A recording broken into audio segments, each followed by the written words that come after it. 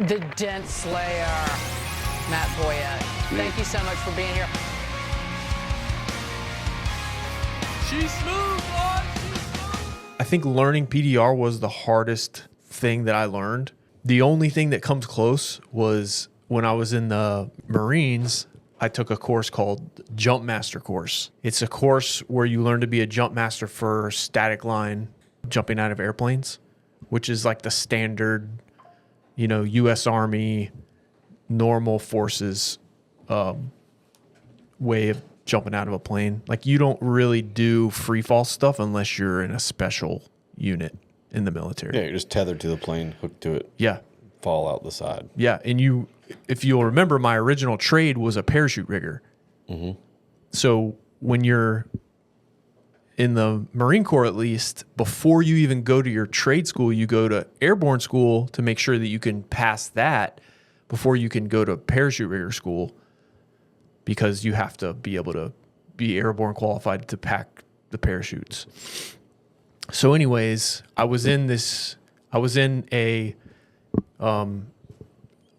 my first unit I was in was a reserve unit right before, I joined right before 9/11 happened. But so towards the end of this time where I was with this airborne unit, I did a deployment with them, and then the unit got disbanded. So the unit was going away, and we had to choose what other unit we were going to. And so I was driving up to Savannah. We're in Jacksonville, up to Savannah. It was like a 2.5 hour drive. So I was tired of that. So I was going to go. I wanted to go to the unit in Jacksonville, which is amphibious assault vehicles, which is like amphibious armored vehicle. But before I left the unit in Savannah, they had a billet. They had a slot in Jump Master school, and they said, "Hey, do you want to take this slot and go to this school?" And so I was aware that I was probably never going to use it, but I had the chance to go to that school, so I said, "Yes, I'll do it." And so it was the hardest. It was the hardest school I ever did in the military. It wasn't hard like a lot of things where there's a lot of suffering. It was hard as in like it was kind of a pressure cooker. You had to learn things very quickly, and then you could fail it one time, and then the second time you could retake it, and then if you failed it twice, that's it. And so every skill, it was pass or fail. You could fail once, redo it, and then it was like a couple week course. I can't remember exactly. So the hardest part to learn, there's a lot of memorization, and one of the main jobs is inspecting a person with a parachute rig on.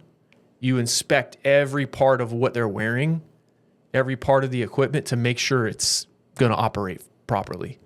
And so they take you step by step, starting with the helmet, all the way around the helmet, chin strap, all the way down your parachute. And they teach you exactly, there's hand movements that go with it, and you're checking every little thing to catch common malfunctions that kill people. And so they teach you this whole thing, and you have to memorize everything. You have to memorize all of the possible malfunctions. And then you had to perform the whole check, and they would put a few malfunctions in it that you would have to catch them all, and then they have a time limit. But you can't watch the clock. So you have to go very fast, and then at the end they tell you whether or not you caught all of the malfunctions and whether or not you finished in time. And so it was time for me to go, and I did it, and it was hard to keep a grasp of time. So I did it. I caught all the malfunctions, but my time was way over. And so I failed by far. They're like, "Yeah, you were," maybe it's like 2 minutes, and I was over by like 45 seconds. But it was like, because I was like, I just need to be thorough and I'll probably get the time. But I was like, oh no, I have to hurry through this to make it. And so I had to come back the next day to take it. And that whole day was like coming off of a failure like that and thinking if I fail this and have to go back to my unit and say no, I failed this course, that's not something you ever want to do. And so I came back the next day and I passed that part of it. And so the final test is the same type of situation, except you're in an aircraft. This was a airplane that I was in, and you're doing all those checks on the door. Or you just have a whole thing where you go through this whole process of leading people out the door, sending them out the door or the tailgate. This was a door that I had to do, and you have to open the door opens, and then you have to do all the checks on the door and everything, and then at the end you jump out. And so I'm doing the checks on the door, and you're in an airplane flying, and the guy grabs me on the shoulder and he says, "You failed. You forgot this." And the door's open in an airplane. You're just looking out. It's kind of crazy. And so I'm like, okay, I just failed. That's my one fail. And he's like, start over. And then I start over and I do everything. And then I jump out. And then I don't know if I passed, but I made it. I at least made it to where I jumped out. And then the guy, I don't remember exactly, but I found out finally, the guy said I passed it. And so I passed this course, and I failed. I had 2 fails. And if I would have failed either of them again, that would have been it. And if I would have wanted to get that qualification, I would have to retake the whole course. Jeez. But that was the hardest.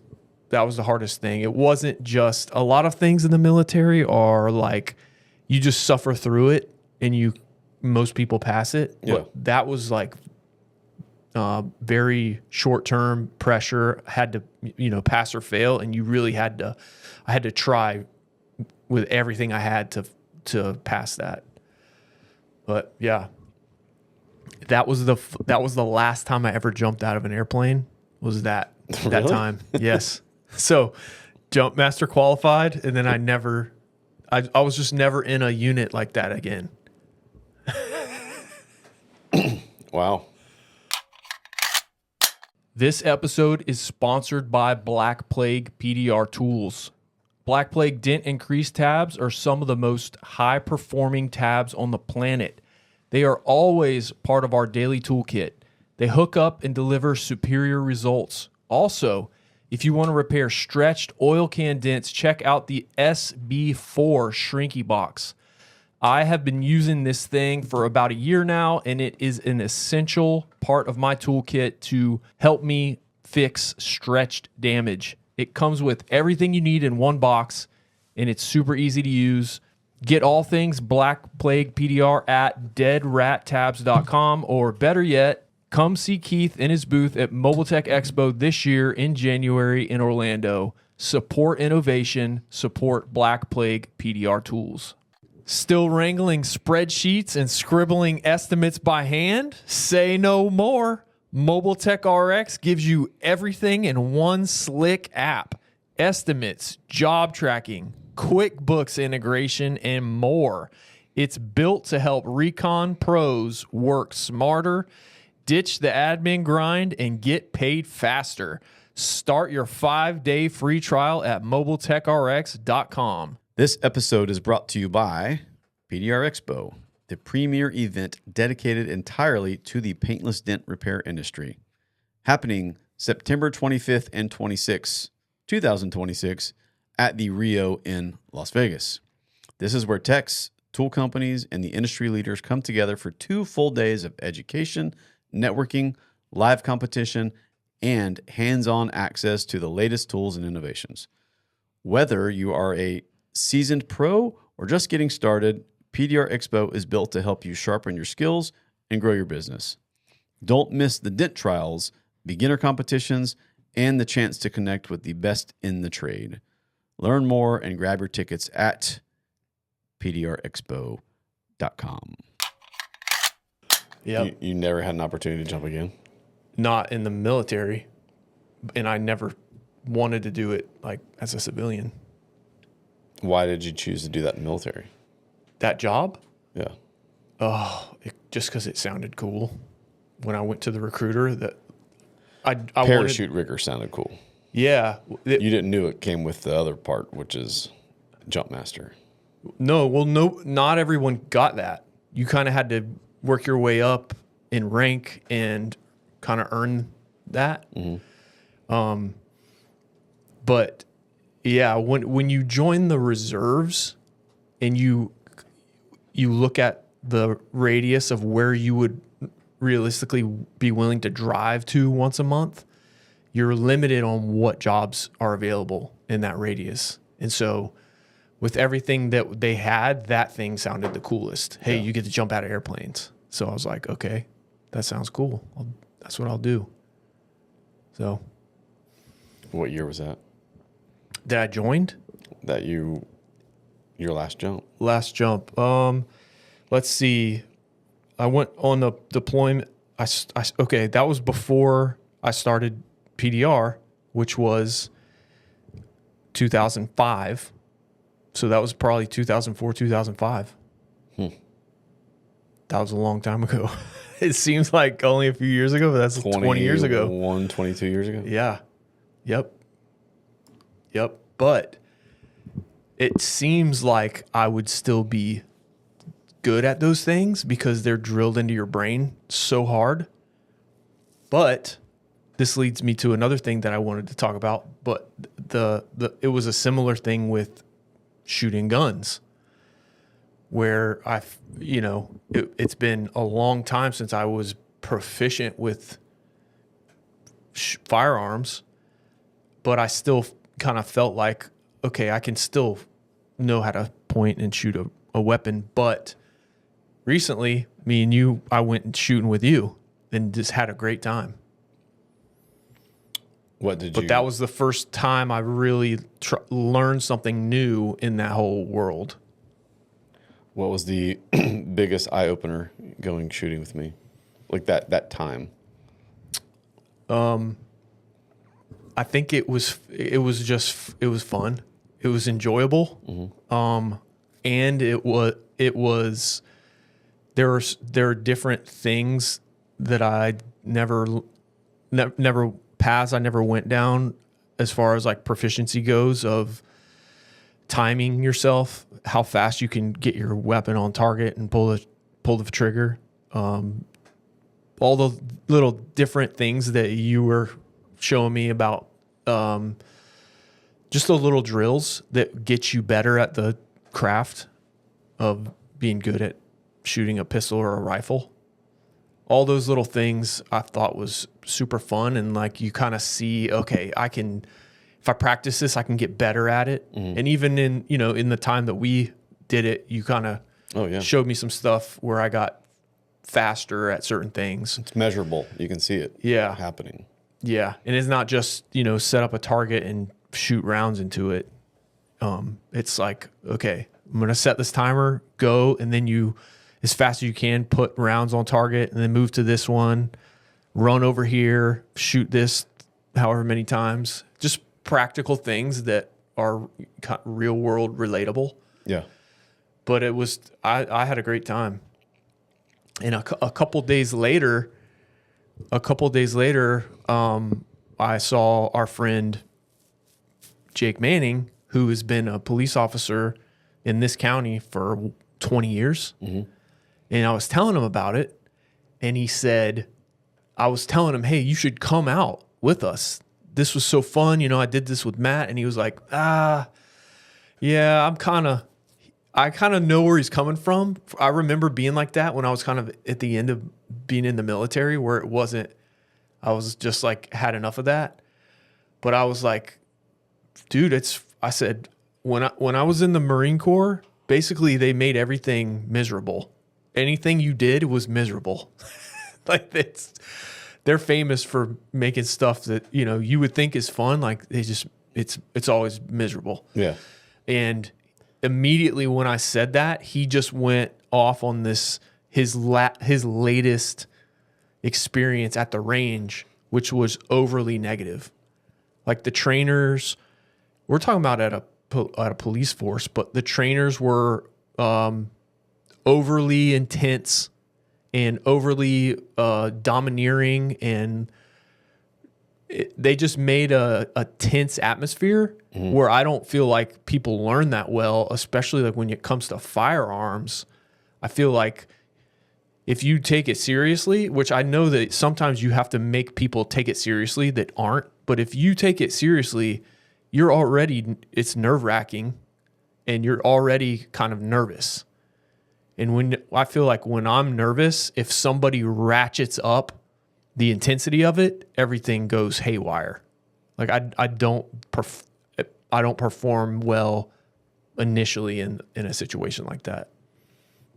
But I was just telling him about it. I'm like, this dude has never probably in his 20-year career gone to a firearms range and actually enjoyed it and had somebody that's kind of showing him stuff in a way that he enjoyed. And that's so sad. I bet he enjoyed it in the beginning. Yeah. And I'm sure he enjoys some parts of it. Yeah. I mean, But you get the vibe where I feel like a lot of firearms people make it like they're better than you and they talk down to you and they make you feel stupid because you're not on their level. I would imagine, listen, I'm 100% speaking out of turn. Like, I mean, I'm outside looking in. I would imagine, there's already this kind of connotation that police officers have some kind of ego or some superiority complex or authority thing going on. And then I would imagine if you compound that to be another police officer who is being authority over these other police officers, and then you give them guns and you make things already kind of dangerous and tense, you can easily see how that could ramp up to be kind of out of hand. Now, again, we're completely ignorant of the matter as far as what's necessary under those conditions with those recruits and safety. So, I don't know that world at all, right? All I know is from my lens, this is a new skill that I want to learn. Sure. I mean, you could fill in the blank with anything. It doesn't have to be shooting. And it's like, Yeah. what is the new skill you want to learn? And then how do people learn? And then the other thing is, how do you teach? Are you teaching in a way that is conducive for people to learn? Right? Because that's really important if you're going to be a teacher. Is you have to, did I cover that in the last one with Phil a little bit? I think? Yeah. Okay. And I feel like you and Keith talked about this a lot. Because it is important to me, is like, as a teacher, you can't just teach something. I mean, you can, but that doesn't mean you're going to be good at it, right? And you Right. have to teach it in a way that people receive it and retain that stuff. And if you're barking at people and screaming at them, there's a guy on Instagram, I don't even know his handle, but he's a firearms instructor. He's a black guy, and he's famous for taking these ladies to the range and screaming at them. Like, it's a serious thing, and he's trying to teach them a gun, but he's completely screaming at them and making this thing a really high tense scenario. And when you look at that, you're like, oh my gosh, like, I think there's a better way. Maybe. I believe that there is. I think there's a place for that. There's a point to where once you have trained and once you have the reps, the pressure to create the adrenaline rush and to create that situation where you would need to use a firearm, I think is very helpful. But I feel like just doing that off the bat is it doesn't work. Correct. Yeah. Correct. I mean, let's just say if I was to take my wife or my daughter out to the range and I just immediately went there, They would just leave. they're not going to want to do that. No. They're going to shut down. Right. And even if there was any information that I was sharing with them, they're not going to receive it. They're going to have a bad experience. They're not going to want to do it. They're not going to want to come back. It's not going to be fun. And they're going to shut off. And they're going to say, never, I'm not going back to that. So if I if I want them to come back and I want them to have fun and to make it something that they enjoy learning, then you got to do it a certain way. I understand that there might be some, like you said, I think you start at a certain level and then you can ramp that up. And those are different scenarios or protocols that you can run through to, like, if you remember, when we went, we started with some fundamental stuff just to kind of get our joints working and go through this stuff. And then we're doing running drills, which is to accelerate our heart rate, which is to make our skill set diminish, right? And so, but that's later. We're adding something to what at the end. We're not just going right to this high tense, high heart rate, high anxiety thing and expecting to really learn anything. You learn it first, and then you slowly turn up the amperage on what those factors are that you're trying to add to those things. And I will speak, those are at least the scenarios or the firearm training things that I've been to that has been the case. 100%. You start off gently, and then by the end of the day or the week or whatever, however long you're going, then you can say, okay, there's an intensity here that wasn't there at the beginning, and we just added to that intensity. Right. I think it's the same with PDR, right? Yeah. Which is what we're segueing in today. Yes. Yeah. So you had somebody tell you, I don't know who this person was, but someone said, hey, Matt, if you could make, if I could make a fan request, it would be for you to make an episode geared towards us beginners. Topics I would love to hear about would be training, types, lengths, etc., employment types, business owner versus employee, income potential, pros and cons of the industry, etc. So we really kind of want to go through some of these things and have a more beginner-focused episode. Or at least go through these things. The whole episode doesn't have to be about all this, but at least we want to go through a lot of these things. So the first thing... Well, hold on. Yeah. Let's do a little recap before we go into this portion of it. Because a lot's happened. Okay. Since the last episode, we had Phil on, and that was immediately after MTE. Is that correct? The week of MTE. Yep. And since then, some time has passed. I went to Italy. Yep. Which is kind of a big deal. Yep. So let's cover some of those. Okay, yeah. So me and you both went to Italy last year. Yep. This year you took one of your sons. Yep. Tell us about it. How did it go? This was my third time at this particular expo, which is it was really good. Same venue as it was last year, but they changed it around a little bit, made it different. Changed out some days. I think the last time they had ending on a Sunday. Yes, and then we had to travel on a Monday, which people didn't like, so they ended on a Saturday this time. And so that's better, I think. Oh yeah, absolutely. But it was good. I went prior because there was an advanced super master class is what they call them, with Geddes and Bryce that I got to go be a part of and kind of help be a, what do you call it in golf? A caddy.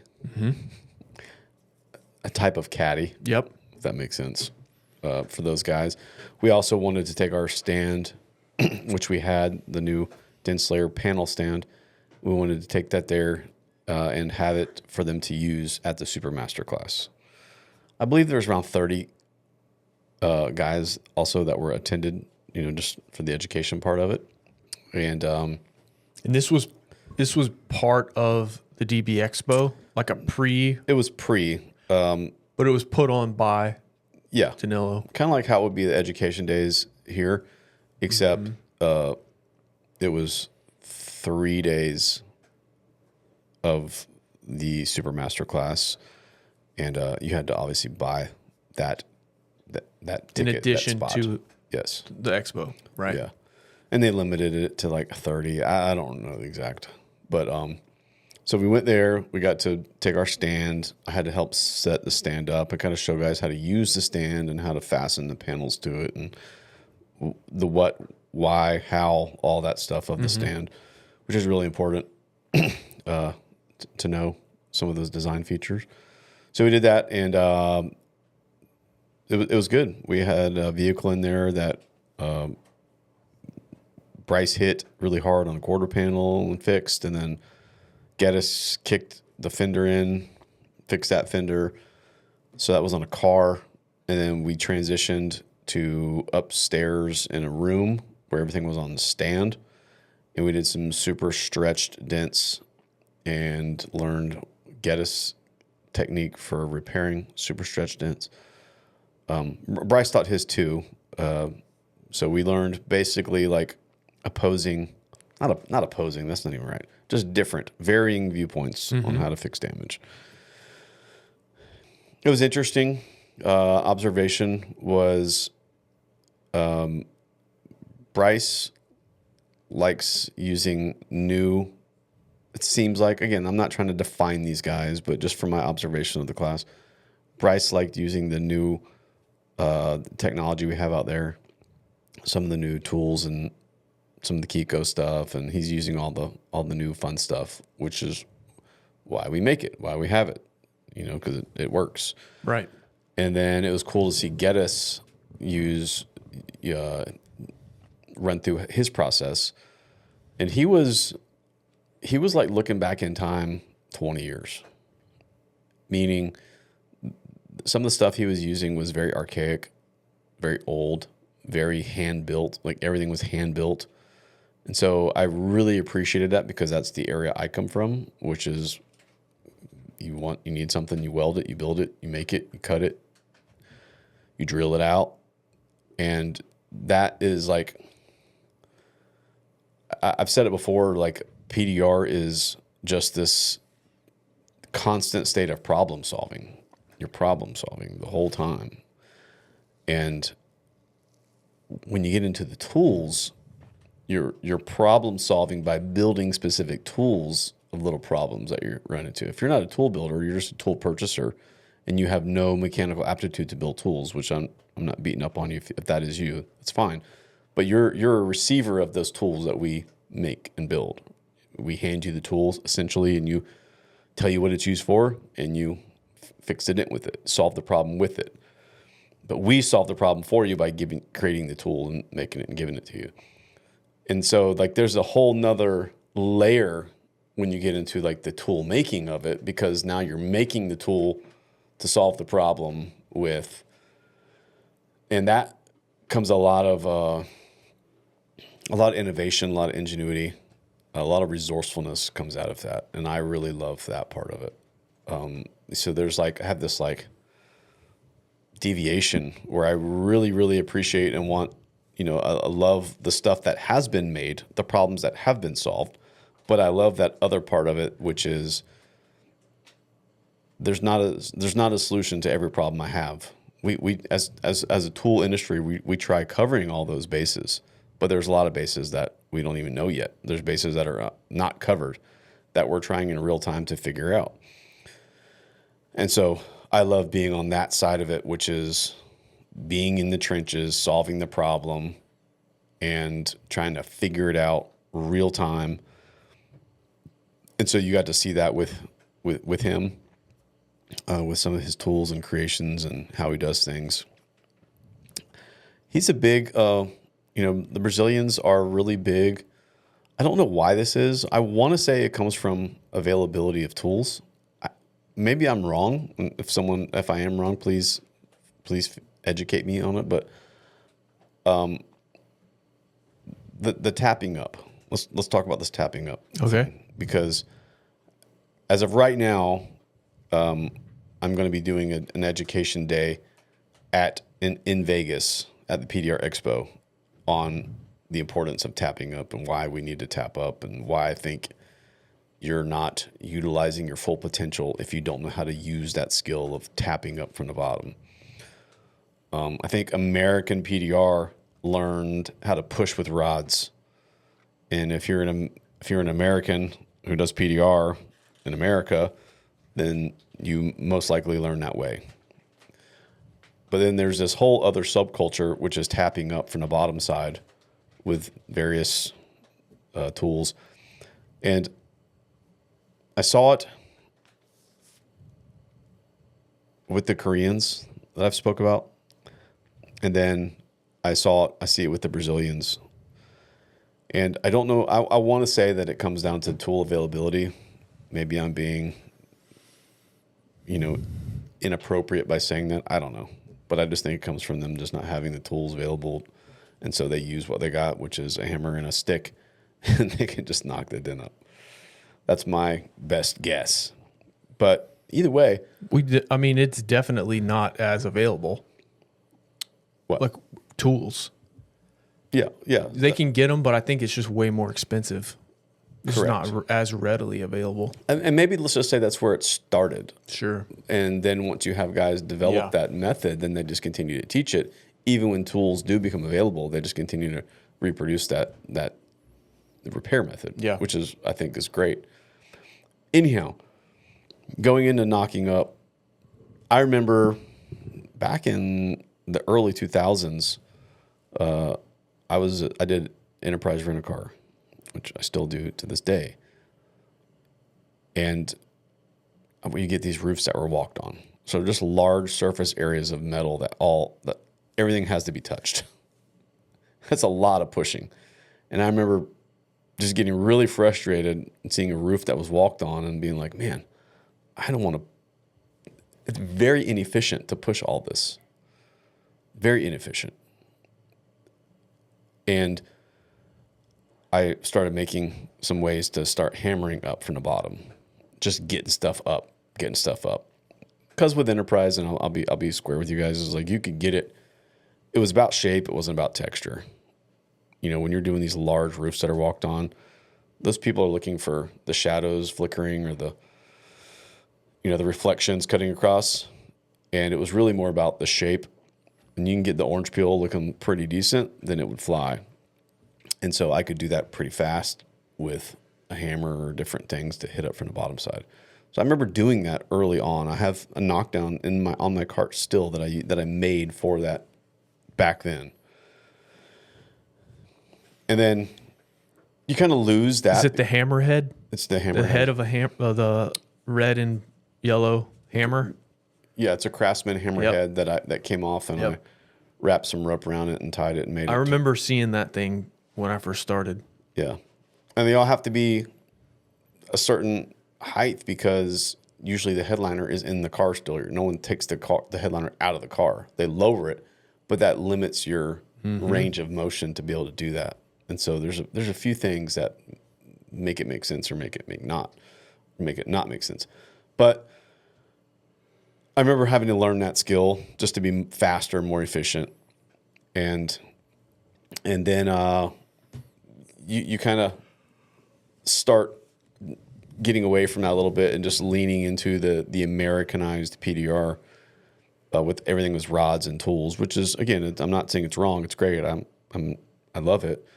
But then I go back to Australia and I see this emerge again where the Koreans who were repairing entire roofs, hail damage roofs, horrible stretch damage with just a basic hammer and knockdown. When I say basic, not a PDR hammer knockdown, like homemade garbage stuff that every dent guy I know would just absolutely toss in the garbage. Like what was the hammer they were using? Like if you were to go into the dollar store and see a tool bin up front with like everything's $1 in the tool bin and get a hammer out of there, that's like what it is. It's just like just absolute junk dollar store stuff.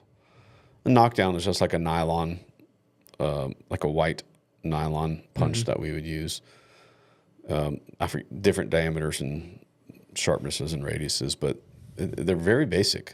It's very crude. I've got pictures of it on my YouTube. You can go in there, watch the Korean PDR method I made. That video after watching them, because I was floored that they were taking what I had already seen the value in and just leaned into that. And like, now we're finishing this to high quality. And not only are we finishing it to high quality, but we're some of the best guys in the shop. And so like super, super interested. So that made me, I'm already kind of a nonconformist guy. Like I don't want to just conform. And I love the fact that there was other people doing it different, and they didn't just conform to like, this is how everyone's supposed to do it, because this is what the tool trucks sell, and this is what blah blah blah. They're just doing it the best way that they can do it, and I love that.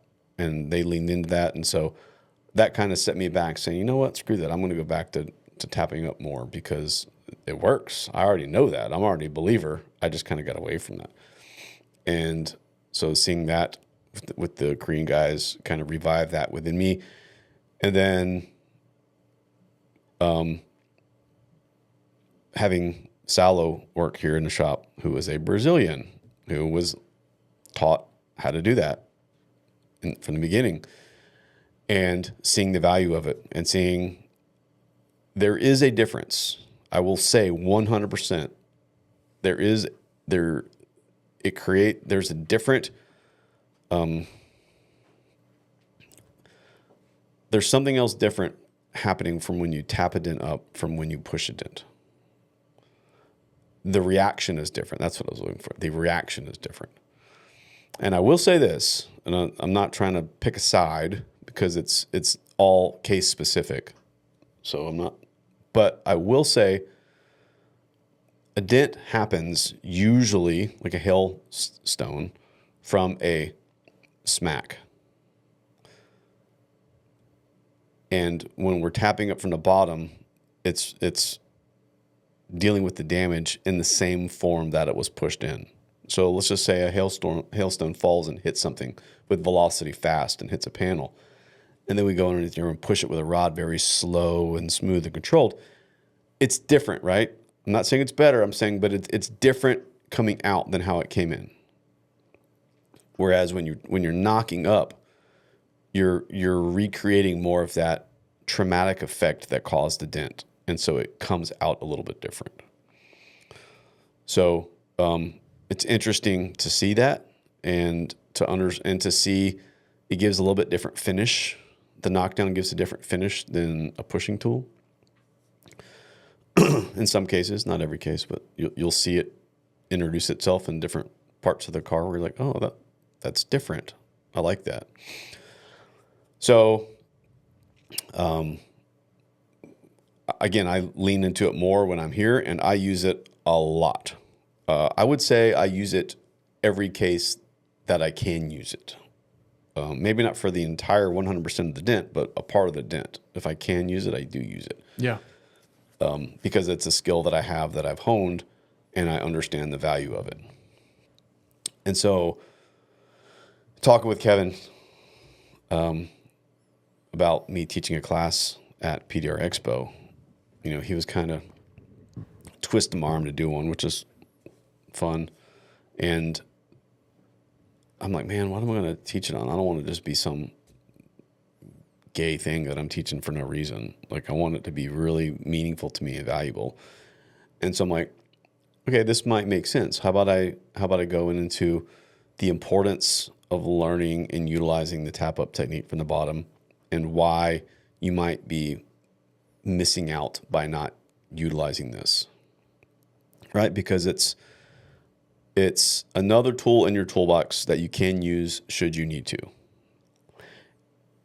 And where I see really, really high value using it, going back to Geddes doing his demo dent in Italy, he had this fender dent that he kicked this fender in. Well, most American PDR guys are going to get in there with a dent dial or some big King Slayer with some big rubber tip and just start lifting, or maybe put some lateral tension. All that's fine, and that's a right way to do it. He unbolted the fender, put it on a stand, and tapped the whole thing out. It's interesting to see why he would use that. Now, if the fender's on the car, it has rigidity, and it mechanically it has anchors and it's strong as it should be when it's mounted. But if you take that fender off the car, now it becomes a flimsy thing. And to try to push anything on that fender is, even if you like, it doesn't really work. And so there are instances on panels that we have, like I just did the Mercedes-Benz spare tire cover. That's one of the hardest things to hold down. Even if you do, or even if you are, you're risking causing more damage by holding it down. If you're going to put some straps, and then you're trying to push something, not going to go good. That it's aluminum. It's very stubborn. So you're trying to hold this flimsy panel down, which doesn't want to be held down. And then you're trying to push on it with a mechanical advantage with this long rod. That's not going to go good. I've even had it with these motorcycle fenders where once I get them mounted up, they're very delicate when they're not fixed on this bike. Mm-hmm. And when you try prying and pushing, the panel wants to fold up. Everything can moves. distort. Yeah. Everything can distort, and it's a really bad situation. So if I have the ability to go in there and tap it up, it causes no trauma to the panel. Meaning from the pushing or the twisting, no contorting. And so it's a really good skill to have. And so we're going to do that in Vegas. We're going to bring in probably just a hood or something, and I'll bring all my all my fun stuff that I've made and give guys a kind of a crash course on knocking up, the benefits, kind of how to get started. I'm not at all trying to say I am God's gift to knocking up, because I'm not. There's plenty of guys who are better than me, who are more efficient than me, who make me look like a first grader when it comes to doing it. All I'm saying is I'll step in and help teach the class and show you guys and give you kind of my perspective on where you're going to use it, how you're going to do it, and just how to get you started. Because at the end of the day, the only thing that's going to get you there is just you practicing it and utilizing it in your daily. So I'm excited about that. So that's going to be at the PDR Expo, September 25th and 26th at the Rio Hotel and Casino in Las Vegas. Yeah. You can, I was looking on here. The rooms are way cheaper than Mobile Tech Expo. At least some of them are. Rio, it's saying $49 a night. Yeah, they were cheap at, I didn't stay at the hotel last year. Uh-huh. We stayed on the Strip last year when we went. Uh-huh. Just for the experience of that. But it's pretty inexpensive at the hotel. Yeah. I don't remember. It says Caesar's Palace, if you want to stay there, $300 a night. The Bellagio, $429. I mean, you can stay wherever you want, but How much is the Paris? That's where we stayed last year. the Paris? That's where we stayed for SEMA. When was SEMA? My brain is not remembering that right. What month was that in? It was a cooler month. November? I think so. Anyways, it doesn't matter. It doesn't matter, but yeah. I can find out. Okay, so you're teaching that at the PDR Expo. So this will be my first time at the PDR Expo. How many have you been to? It was November 2nd. I was in Okay. Vegas. So That was SEMA. You've been to one I've been PDR to Expo? one. Okay. I've been to one. This- Was it last year? Yeah. Yeah, last year we went and we set up a Dent Slayer booth. So okay. I wanted to ask you this with Italy, but I forgot. But I have a take on it. But what's your take on who should seriously consider going to Italy if they're in America? I mean, if you're close to Italy, you should definitely go. But what kind of guy that's in America that has access to Mobile Tech Expo should go to the DB Expo in Italy?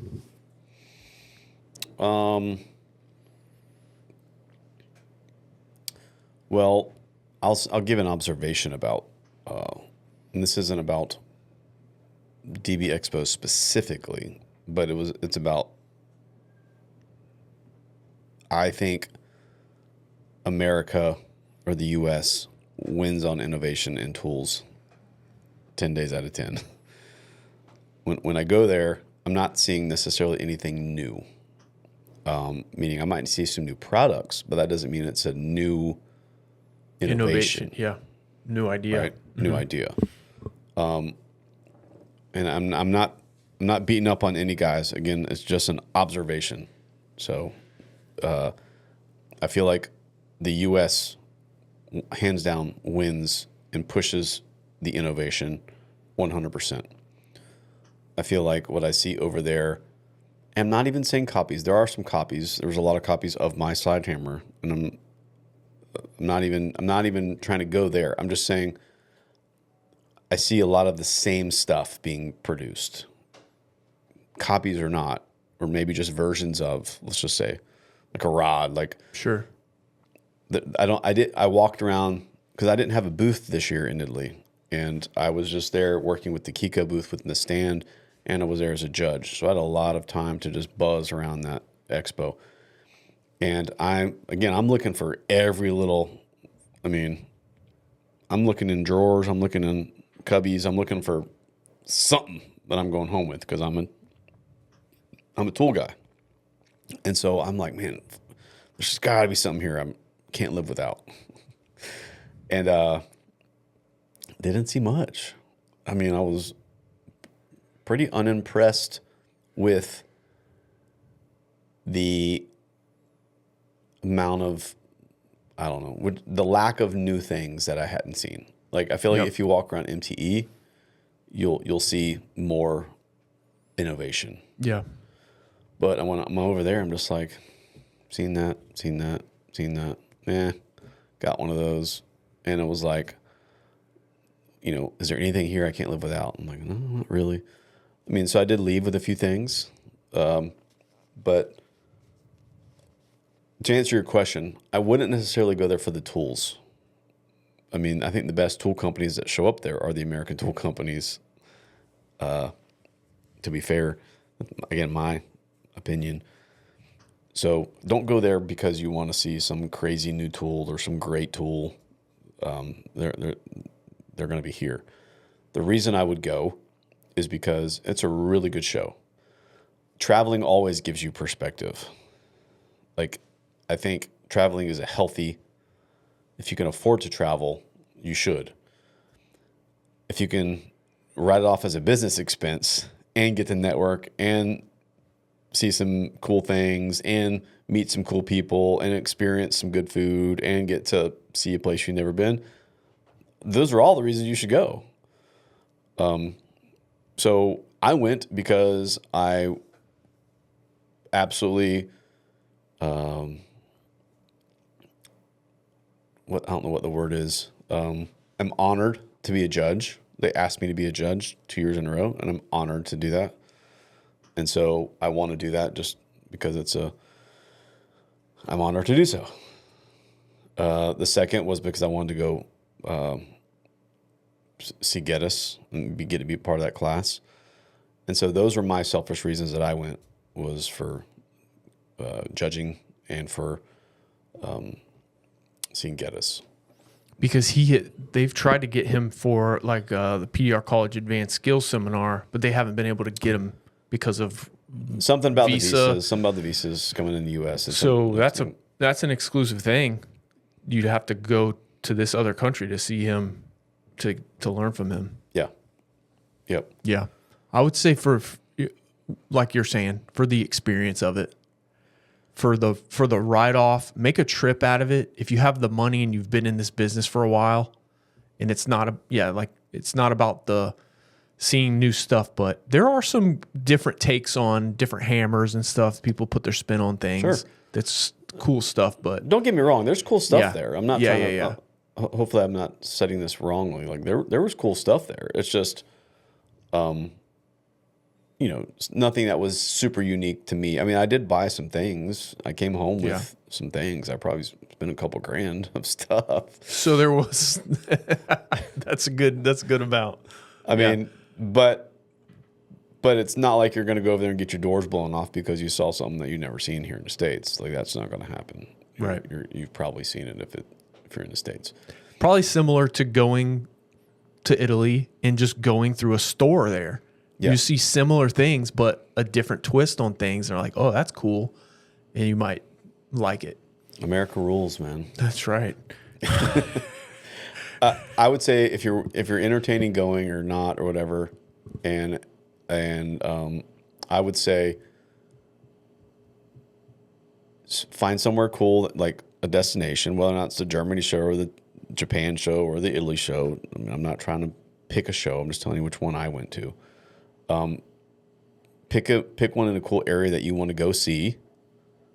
Maybe take your wife, maybe take your kid or your friend or whatever, and fly out there. Set up some time that you can go travel to some nearby areas that's not too far. The thing about that, like, dude, I flew into Milan. My plane landed at 8:30 a.m. their time that morning. We went over to the train station, got a bullet train that goes 150 miles an hour from Milan to Rome, one stop in between. It took 3 hours to get to Rome.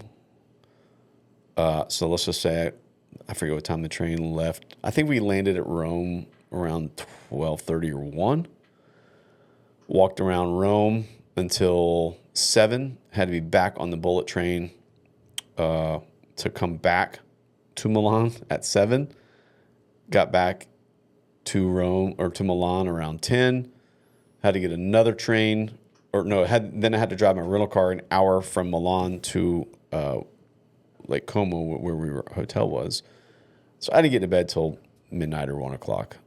But what I'm getting at is the transportation there is awesome. I mean, depending on where you go, you may or may not even need a car. I think the Dyers, Craig and Lisa come, they don't rent a car. They just take the transit everywhere.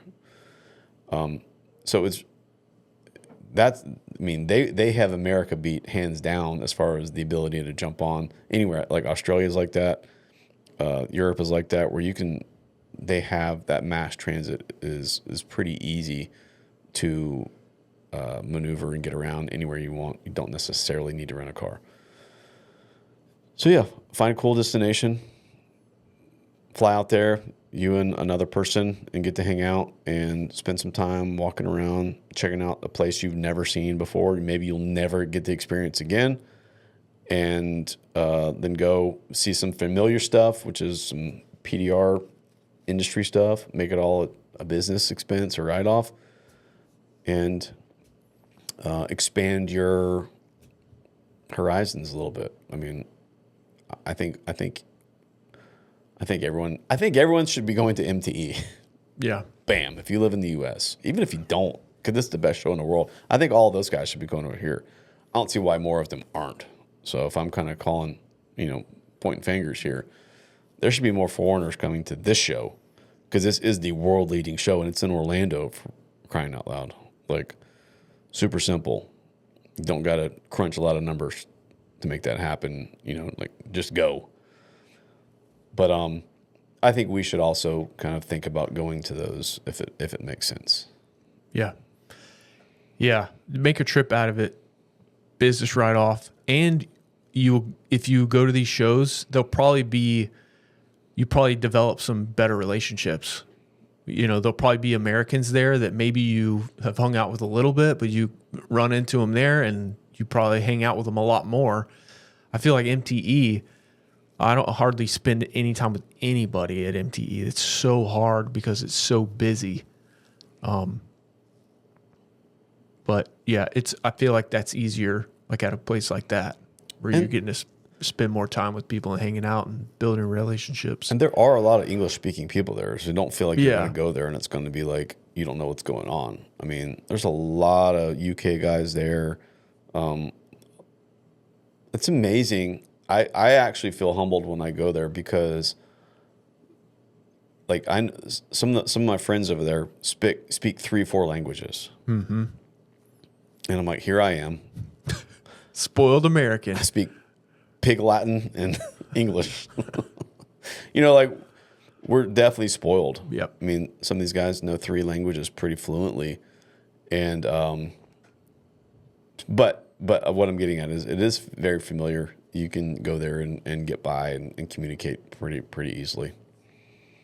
Yeah. Don't let that stop you. Yeah. In PDR Expo, similar situation. You're probably not going to go there and see anything you're not going to see at MTE. But this is just a smaller expo, more intimate, probably meet more people, get to spend more time with people. I haven't been yet. I'm looking forward to it, but what would you say about that?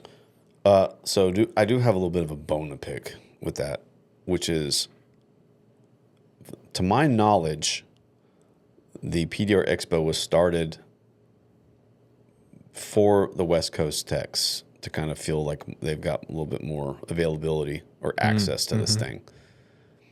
And I know a lot of West Coast techs who don't go to it. I don't understand that. I mean, we have Orlando, which is the biggest recon show on the planet. Yep. In Orlando. And first of all, it's an airplane ride. Like, so it's a little bit of a mute point. I just went to Italy. So, like, if I can get to Italy, you can get to Orlando from California. But let's just say, okay, we're going to put one out closer to you. And then you still don't show up. Like, that industry is kind of being started and pushed for you guys to be a part of. There's a lot of West Coast techs. There's a lot of West Coast techs who don't come. You should be a little bit ashamed if you're a West Coast tech not coming to that. Yeah. That's for y'all. It's close to y'all.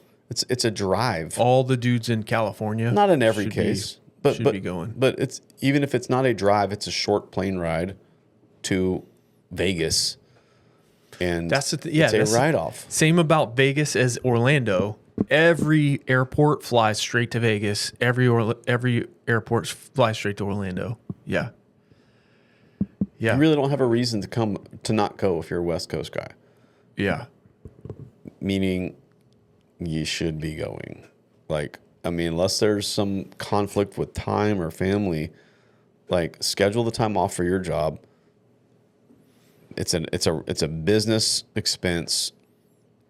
Not only is it justifiable, but you could say it's somewhat necessary, as far as, like, to network and to go to the knock up class that Matt's putting on. That's right. Necessary.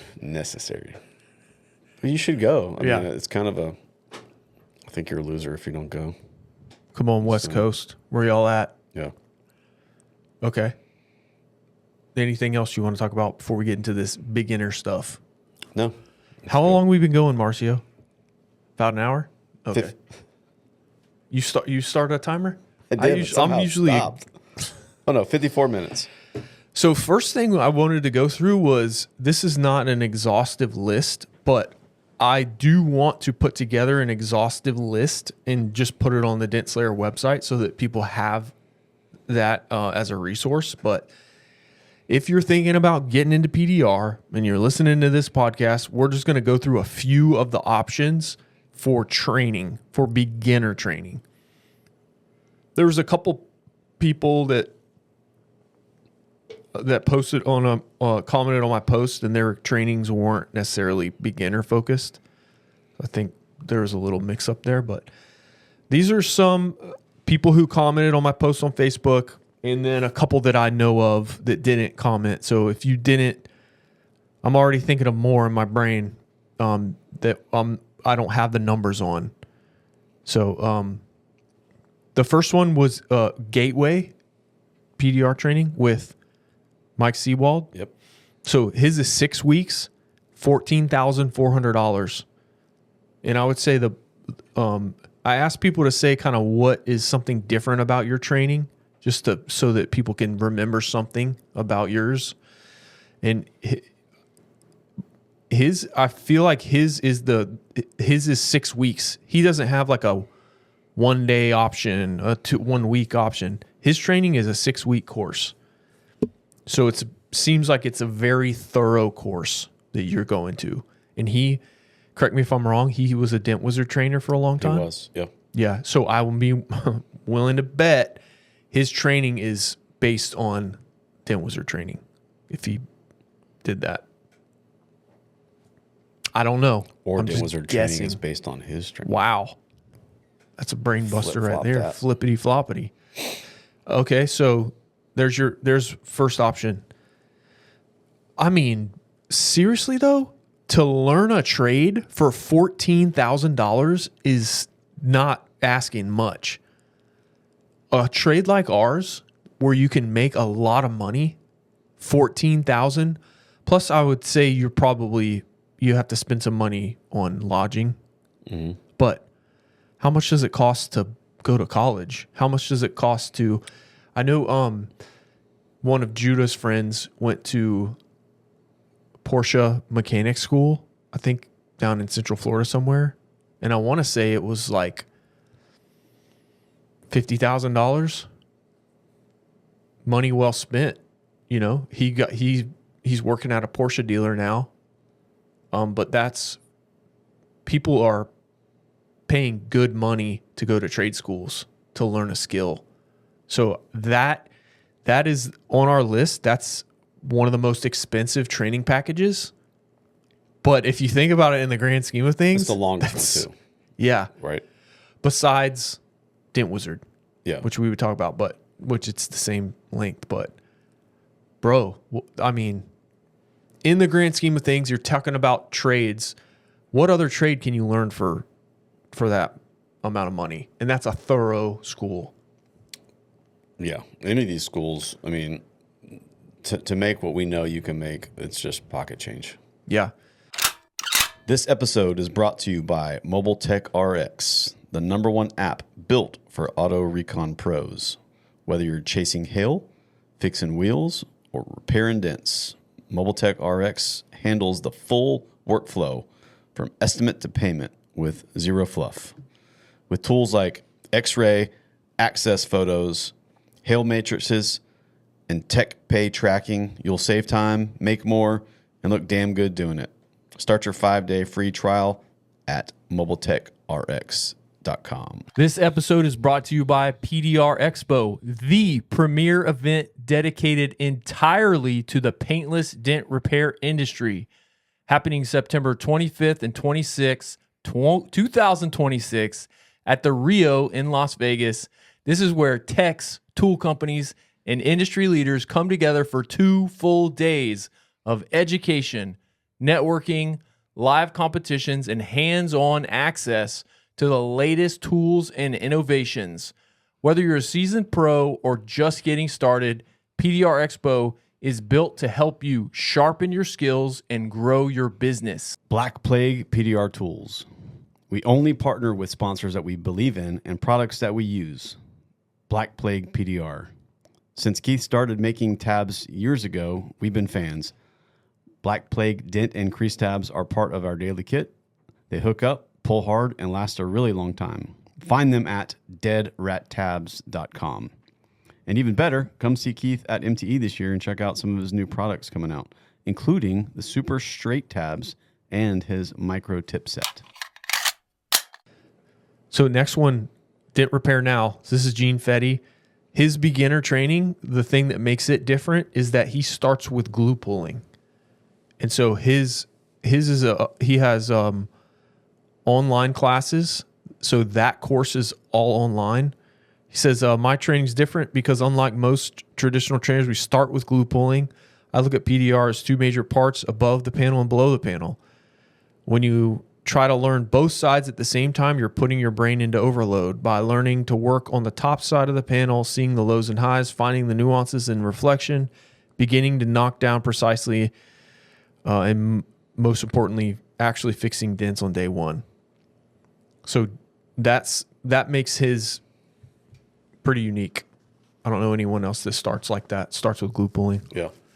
So he put his online course on here, but I'm willing to bet he would do in-person training if there was enough interest in people wanting to learn. Well, they do have their He has his level up. their level up, which is in-person training, Sure. technically. But I know Gene loves teaching, so I'm sure if there was demand for him to teach beginner, he would do it.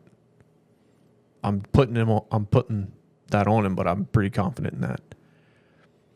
So this next one, anything to add? No. No. And I'm gonna make a list of all these, so you don't have to take notes. The next one was Dent College, and that's Jesse Haw, and he's in Knoxville, Tennessee. He has in person, and his standard course is 10 days, typically 2 to 4 students. At Dent College, we don't just teach techniques; we build real, repeatable skills through structured, systematic training process.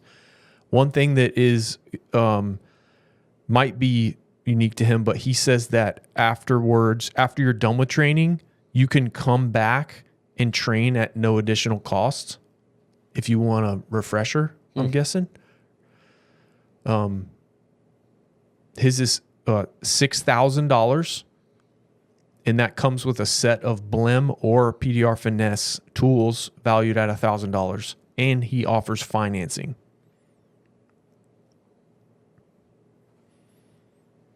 Next one, Jean Vidic, and he offers, he's in Slovenia. I'm not even going to try to pronounce the city, but his is bestpdrtraining.com. He offers both in-person and beginner online. And for beginner in-person, their duration is week by week, so a person can decide if they want to come for just 1 week or more. Maximum 4 people at a time. He says what makes his unique. One of the reasons I started doing trainings is a lot of people told him that they like the way he explains things. And after watching some of his YouTube videos, he tries to keep it simple and not overcomplicate things. His is 3,500 euro for a week, which is 5 days. And then online starts at 199 euros. So the 3,500 euros is $4,125, and the 199 euros online is $235. Questions, comments? Next, Sal Contreras with Dent Expert Training, dentexperttraining.com. He offers a ride-along situation, in person or online. He does have an online class, 1 to 5 days, one-on-one training, and I think most people that know him know what makes him different. How to read the natural reflection and learn to raise damage, revealing original orange peel without creating texture. He also offers advanced intermediate. So his daily rate, $1,800. So his is pretty cut and dry, $1,800 to train with Sal. Per day. So you do the math. Next one, Legacy Dent. He's in Irving, Texas, the DFW area. He offers online and in-person training. Options range from 1-day workshops. He has one-on-one training. He has 1 week and 2 week courses, plus he has online. Typically 1 to 3 students. What makes him different? Most training teaches you what to do. We focus on teaching you why it works.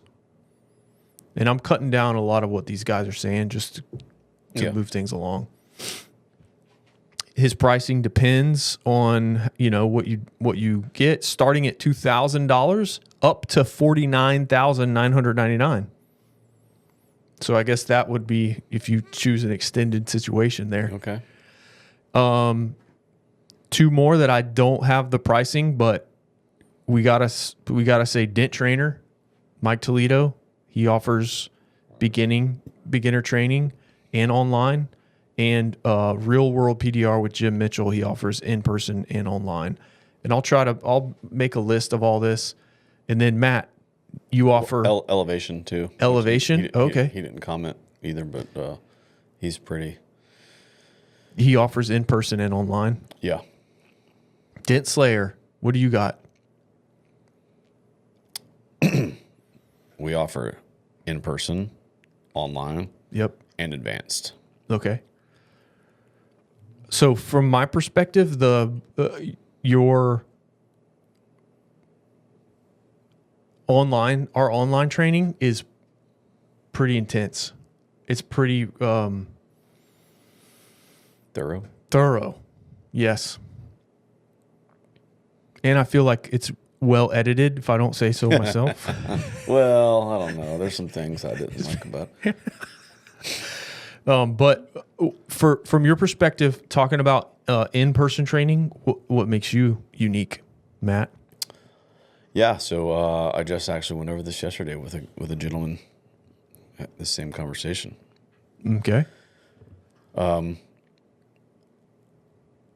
only taking 1 student per month for 1 week of training. That's all I've done to date. I'm not doing it for the money. If I was training for the money, then I'd be, and hold on, let me just say this. I'm not, I want to play nice with all the trainers. I'm not trying to beat anybody up. We're all unique in how we see things and how we teach it, and even how we've structured our training. And this isn't a dig on anybody, or I'm not trying to hit below the belt. So let me just say that. But I do have to share my view. Okay. So that's what I'm going to do. So I'm not trying to become necessarily a training mill. That's not what I'm trying to do. I just enjoy teaching, and I'm not super interested in teaching at this phase, at least, multi-student large classes. I've priced my training as low as I can make it for me to not fix dents that day and get to teach. So my training is not going to be cheaper than what I've got it at. But you're still losing money if you're training. Usually, I would say. Usually, and it's only because I enjoy training. And, sure. And I'm trying to build that into what I don't know yet, but I just know I'm not trying to find get 10 guys in here loaded up and do that whole deal. That's not my goal. I'm just trying to have an outlet that I can share what I'm passionate about to other people. And so if you're a beginner, if you're advanced, whatever it is. So what I do, let me just kind of back up. So for beginner, it's a minimum of 1 week training. We can do multiple weeks, but I'm not going to do them back to back because I fix dents every day. That's my main business. I'm not a training company for my main business. I'm a dent technician for my main business. And for me to do 1 week and then to do another week of training, it just pulls me away too much from my main business. And I can't dedicate that much time. I also think it's a better way to learn. I believe that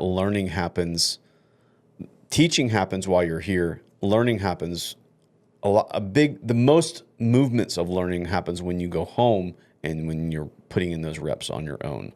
So I'm not going to have you pay me to watch you do that. So you come here, you get a week with me, and I'm going to just give you as much,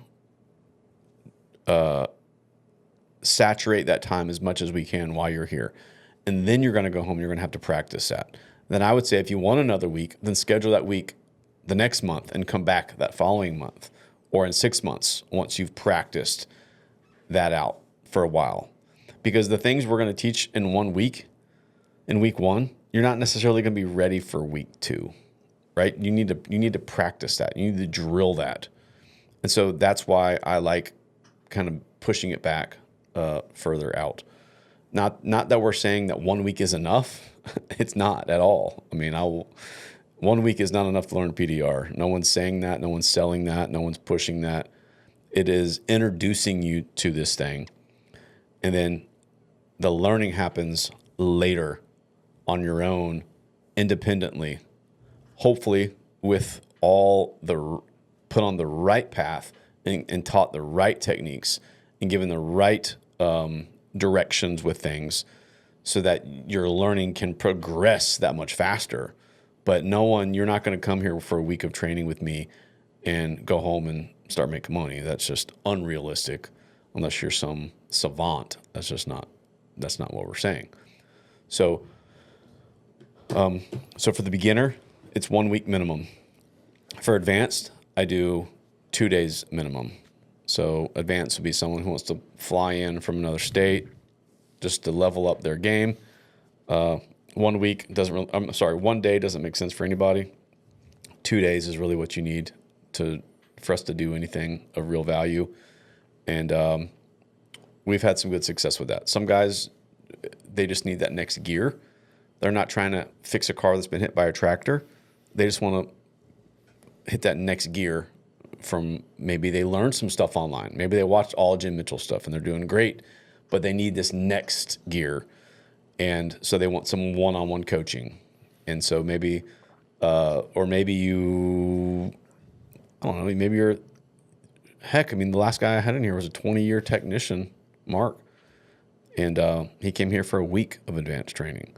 And maybe he had some, I'm not speaking to him, maybe you've got some bad habits or maybe your quality is degraded and you need to kind of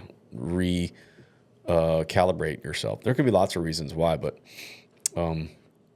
with the advanced training, we do a 2 day minimum and we can do up to a week. With the beginner training, we do a 1 week minimum. With the beginner training, the one-on-one training, you get our online essentials course. That's part of the package, the price package. So if you buy the online course by itself, it's $750. If you want to come train with me for a week, it's $6,500. So if you are a beginner and you want to come train with me, I would encourage you to go online, buy the beginner videos, because whatever that price is, we're going to discount that out of the in-person training.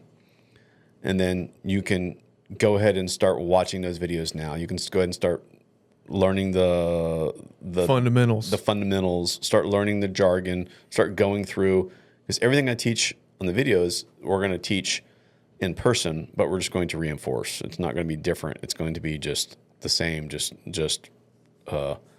hammered in way harder. So we would encourage you to buy the videos and start doing that now. And then once you have that, then we can discount that out of the in-person, come here for a week and get the coaching. And then you go back and you have the access to those videos that you can recall everything that we did here in real time. So what makes mine unique? I would say there's a couple things, I think. I'm not trying to have you fix... I don't want you to leave here knowing how to fix a dent that I've set up or I've put. Like that's not the goal, is to fix a dent. I want you to leave here learning how to fix any dent. This is for the advanced when I say this. I want to teach you, I want to reduce PDR back to its foundation and help you understand the foundations, the fundamentals. And when you leave, we're going to break down the dent. We're going to just extrapolate every piece of it and understand those foundations and how they work and how you have to acknowledge and go through those things. And when you leave here, I want to give you the tools to fix any dent you come across so you can break it down and understand it, and not just the dent that we put in for you while you're here at training. Because let's just say we kick an offender and you fix it and you fix that dent, but then you go home and now you're fixing a quarter panel and everything's different and you start scratching your head and it's like, okay, this is different than what I did at match training. I don't understand this. Like, that would be a fail for me. I want you to understand the elements of the dent and then how to attack those dents so that when you encounter this next dent that you're going to encounter, you understand how to attack it. You understand the process of how to attack it. And so that's my goal, is to teach you process, not necessarily just imitation of how I'm doing it. I mean, we live in such a cool time to where pretty much all these guys that we're talking about here, all these training options, you can go watch them on YouTube and see if you like their style, if you like what they're saying, if you vibe with them, if you think you can learn from them. So I just think that that is so cool. Think about, I mean, usually if you go to a trade school, you just go to a school and you show up and you get your trainer. You don't know who that guy is. He's just a guy. Yeah. But in what we're talking about, you can actually, okay, I'm going to pick out the guy that I'm going to learn from. And I think that's pretty cool. And that's, I mean, you go watch a guy's videos, you're like, I don't like that guy. Good. You don't have to train from him. You don't have to learn from him. Move on to the next guy and find a dude that you vibe with and that you feel like you could learn from. I would say just kind of a general theme is we have the diversity enough within the training that you don't have to settle. You can choose. I would choose, if I was saying myself, if I was looking to get training, I would want to go to someone who is a performer, who is a high performer, who is, and that's what I try to imitate. That's what I try to do. That's why I don't want to just become a training mill. I want to be a shop because I'm performing every day. Because that. You mean someone who's showing high level repairs? Correct. That they're currently in it. That they're currently in the trenches doing stuff, not just in a classroom setting. Because I think my own unique opinion about this maybe is I think that this industry changes too fast for you to get off the tools and just train, because you're going to put your head down, you're going to train somebody for 2, 3, 4, 5 years, and you're going to look up and be like, oh my gosh, my head's been in the sand. Like, the cars are changing, the tools are they're changing, the techniques are changing, and I try to be relevant. That's why I don't want to be just a trainer. I want to be in the shop working, going to the expos, seeing the tools, learning the stuff, doing the training myself. I mean, I went to the training with Geddes and Bryce in Italy, paid all that money myself to go do those things. Like, I want to be doing those things so that I stay relevant, and then I continue to grow with the industry. And so I would say find someone who is at least competent in 2026 with fixing the status quo of what's out there, which that's a high bar now. That bar's been pushed back pretty far in the last 5 years. Yeah. And so find someone who is performing at a high level and they're fixing dents and showing that. And we have enough trainers out there that you can do that. That would be my first thing. Yeah.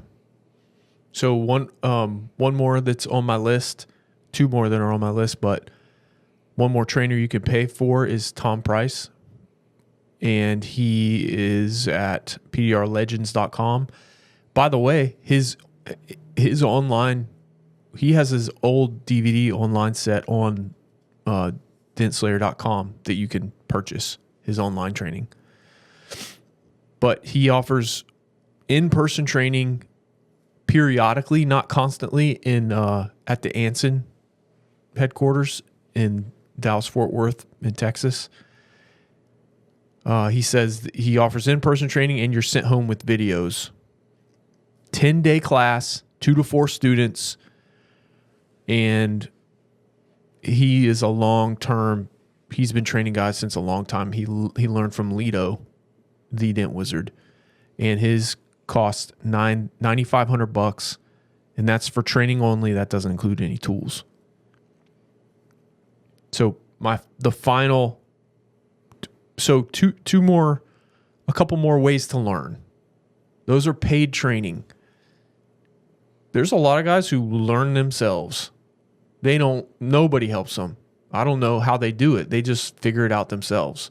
So you can do this by yourself, kinda. You're going to pay it's going to take a lot longer than if someone shows you, but it's possible that you can just do it all by yourself. Another way would be find a company, find a local guy that will take you into their company, and then you learn on the job. That's kind of how you learned, Apprentice, right? Yeah. Apprenticeship. You never had any I was training, never right? formally trained in PDR. I mean, in the beginning days. Yeah. Later I was, but Yeah. not beginning. So I'm sure there's still people that will do that. I mean, I know people are. That's how you're trained your son. Well, that's how I trained my son, and that's how Sam that works with me was trained. Okay. All OJT. On the job. So you can find someone locally, or you can move. And that's what Dent Wizard's model is. I mean, essentially, they send you to training, but they pay you. Sure. They're paying you to learn it, and then they pay you to learn on their own. So it's a little bit. It's like a middle of those two. Like, Yep. It's a different model. So that was my last one was a Dent Wizard style model. So that's how I learned. And then this is kind of their whole situation now. And they pay you to learn. So all these different ways into the industry have pros and cons, right? If you do it all yourself, you pay for training, you owe no one anything, right? It's just up to you to make something happen. If you want someone to apprentice you, or you want someone to teach you and you get paid, then you're going to owe them something for that, right? Like, nothing's free. It usually comes with a contract. And then you will, even if you're just looking at it cold-hearted, you get into this situation and you're going to want to be loyal to them. You're like, man, these people taught me something. I feel like I owe them some kind of time to put back into this. Some people don't, but I would say most people that get hired in that situation, they do serve that company for a decent amount of time. Mm-hmm.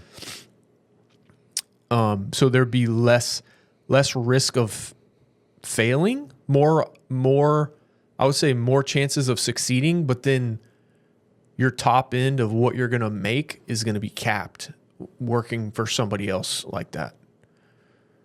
But then if you're getting paid at the beginning, so your risk goes way down. So Dent Wizards course, they have a 2-week pre-training ride along, followed by 6-week training in St. Louis, but I think that's moving to North Carolina. And then that's followed by 5 to 8 weeks in the field, and then a week of some kind of sales training. I think that's their whole training package. And when I went, I think, 20 plus years ago, I think it was like $2,000 a month was what you got paid before you started billing enough to cover your draw. Yeah, which was pretty minimal back then. I don't know if that's changed or not now. I don't know.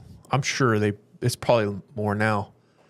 Maybe not. Well, if they did change it, then they acknowledge that the Hill Matrix should go up too then. It's kind of Yeah. So another thing I did, and Matt, I want to get your answers to these questions too, but I asked. Well, the last thing I didn't mention, Okay. you were asking about my training. And Okay. I went straight to the advanced and I forgot the beginner. Uh-huh. So if you come from me for beginner training and Yep. you do the 1 week, the expectation is you're going to start from ground zero. Mm-hmm. And by the time you leave, you're going to have the understanding and knowledge of how to fix a dent and a small crease on top and on side panels. It doesn't mean you're going to be proficient at it. It doesn't mean you're going to be great at it. It means you're going to know how to do it. You're going to have to set it up. And then you're going to have to go home and you're going to drill that and practice that. But that's, and we're teaching basic glue pulling. I don't focus on the glue pulling side of things like Gene. This is different. This is where you're going to get variation. I stick with the craft of PDR. I think we've started separating PDR, GPR, PCR, paintless collision repair. We have all these different little sects now, SECTS, of or divisions of our craft, and I want to focus on the skill of PDR, which I think is the hardest to learn. The GPR to me is the easier portion to learn. The PDR is the harder portion, and so I focus on that. So we do a little bit with the glue pull towards the end, but it's mainly focused on tools, not pushing with tools and knocking down and metal theory. So okay, so I asked 3 different trainers a few questions. I asked them what are the 3 most common mistakes, and these are guys that have trained a lot of guys. 3 most common mistakes, 3 tips that you would give to somebody that's about to learn, and then to a couple of people I asked what were some common traits, the people that found success in the industry that you've noticed. So we'll just go by each guy that I asked. So the first person was Brad Beech. So Brad is the one who taught me when I went to Dent Wizard training in St. Louis. if you were employed by Dent Wizard, then you would know Brad Beech. Brad Beech has probably touched more technicians physically, or whatever you mean by that. Impacted? Impacted, let's say that. He's impacted. That's not even better. More technicians than anybody that I know. Yeah. Seawald would be another one. Yeah. I'm not trying to compare those two, but Brad Beech is long time Dent Wizard trainer. I'm pretty sure he was training when I went there for my sign-on training, my 2-week thing in 2000. I know he trained my brother in 2001. I'm pretty sure he was there in 2000, and I know Seawald was there for sure. Me and him got in a little argument. But, so those two guys are long-tenured guys with Dent Wizard. But, yes, so, sorry. Go. So they've seen a lot. All 3 of these guys have seen a lot of people learning. Yes. They have a lot of reps. So 3 most common mistakes. Brad Beech, 3 most common mistakes. Number 1, trying to reinvent the wheel. I would see so many newbies with weeks or even days of training that thought they had a better way of doing things. Trust the process. So yeah, you go to these people who are experts in it, and then you're trying to, man, I don't know. I think I know a better way. Okay, you got anything to say about that? Your freaking brother. My brother's a hill guy. That I had part in training. Yeah. And He's stubborn. He's so stubborn. He tried to do that to me. All right, man. Go for it. Do it. That's how you want to do it. Yep. Sorry. Yes. Okay. Number 2, working too fast. The initial training is as much mental as it is technical. It's important to pay attention to every detail in order to learn what's happening to the panel/metal. And to build those fundamentals for yourself. Yep. I mean, that's crosses over into the whole shooting thing. Like you build it slowly and then build the speed. I know that isn't the case with everything. Like you can't learn a backflip slowly or an ollie slowly, but there are some things you can learn slow, and you have the ability to build those fundamentals. And then when that's happening, there are connections being made between your hand and your eyes and your brain, and you have to let those, think about roots, you have to let those roots grow, and you have to give time for that to happen. So the connection between what my hand is doing, what my eyes are seeing, what my brain is perceiving, registering all this happening, those roots have to be able to creep and make those connections. And so I think if you can afford to learn something slow, in with these high dexterity things we're talking about, then that would be, yes, learn slow.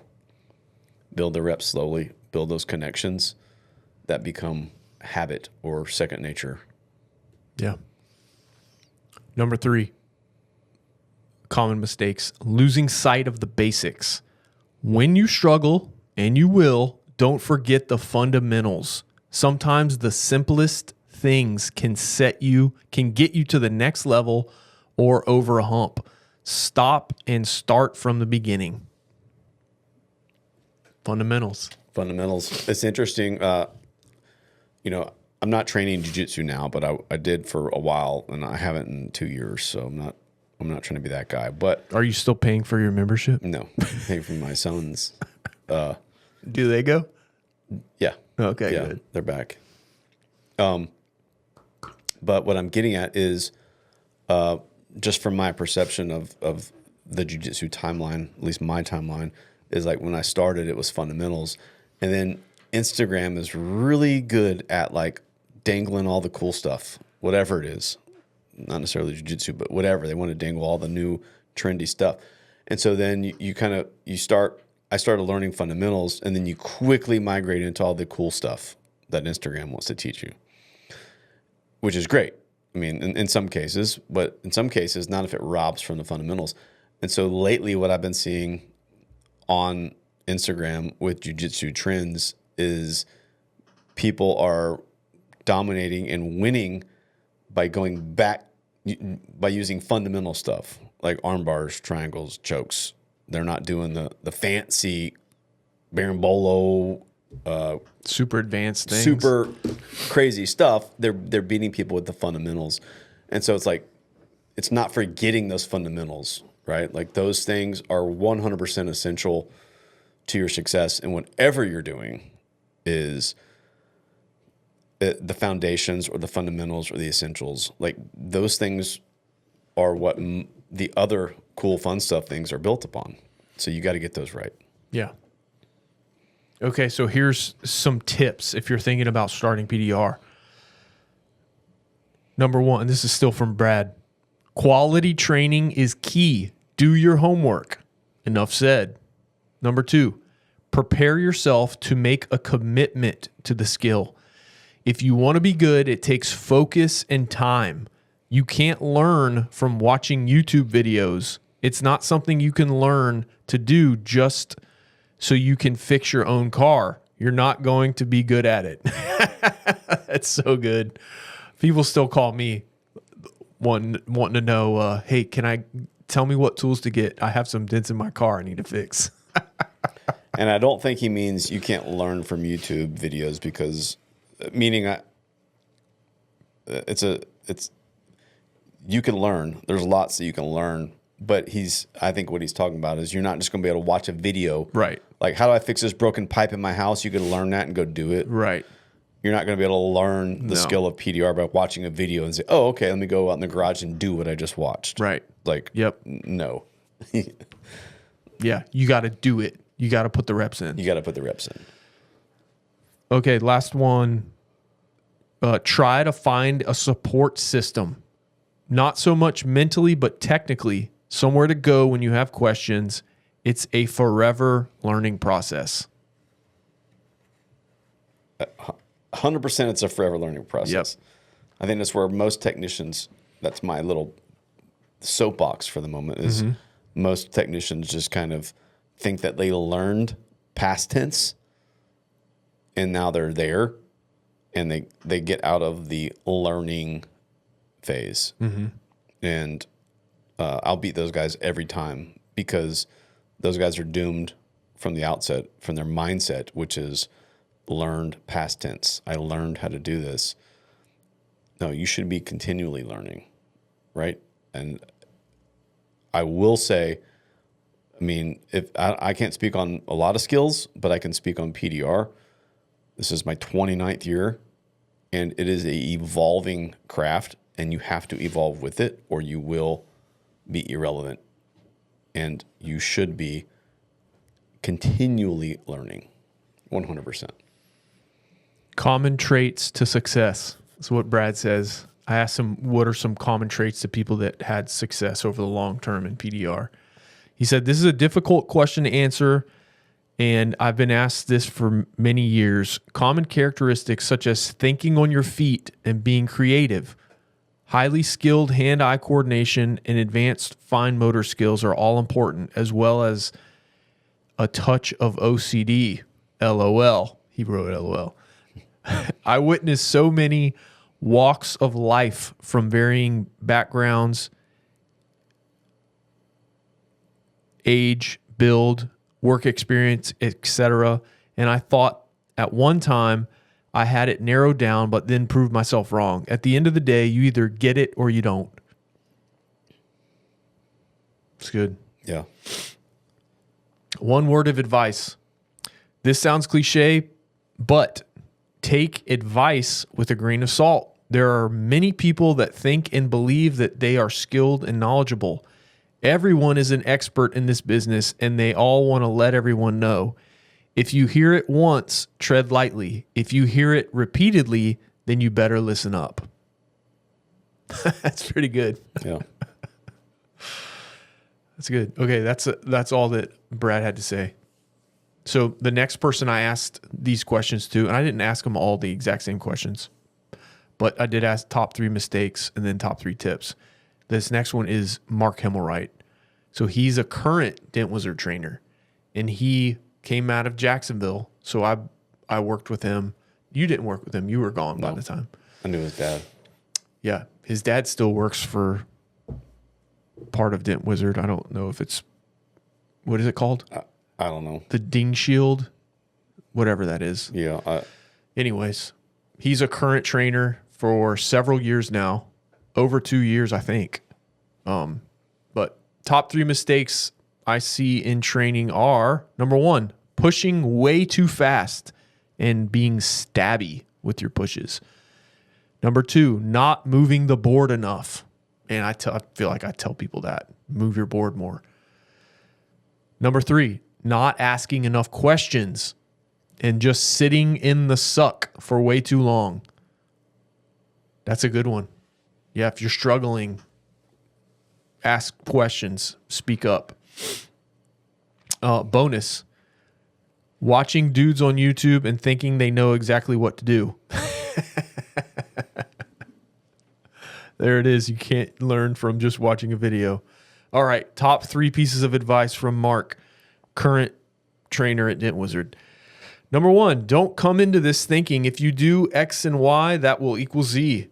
The things we tell you today might not be true tomorrow. Each dent is unique, and you need to be an artist and feel and read the metal. We'll give you the fundamentals, but it's up to you to apply them in a way that makes sense for the dent in front of you right now. That's good. Number 2, don't be afraid to make mistakes. The best dent guys are the ones that have messed up the most. So long as you learn from your mistakes and don't continue to repeat them, mistakes are the best teaching tool.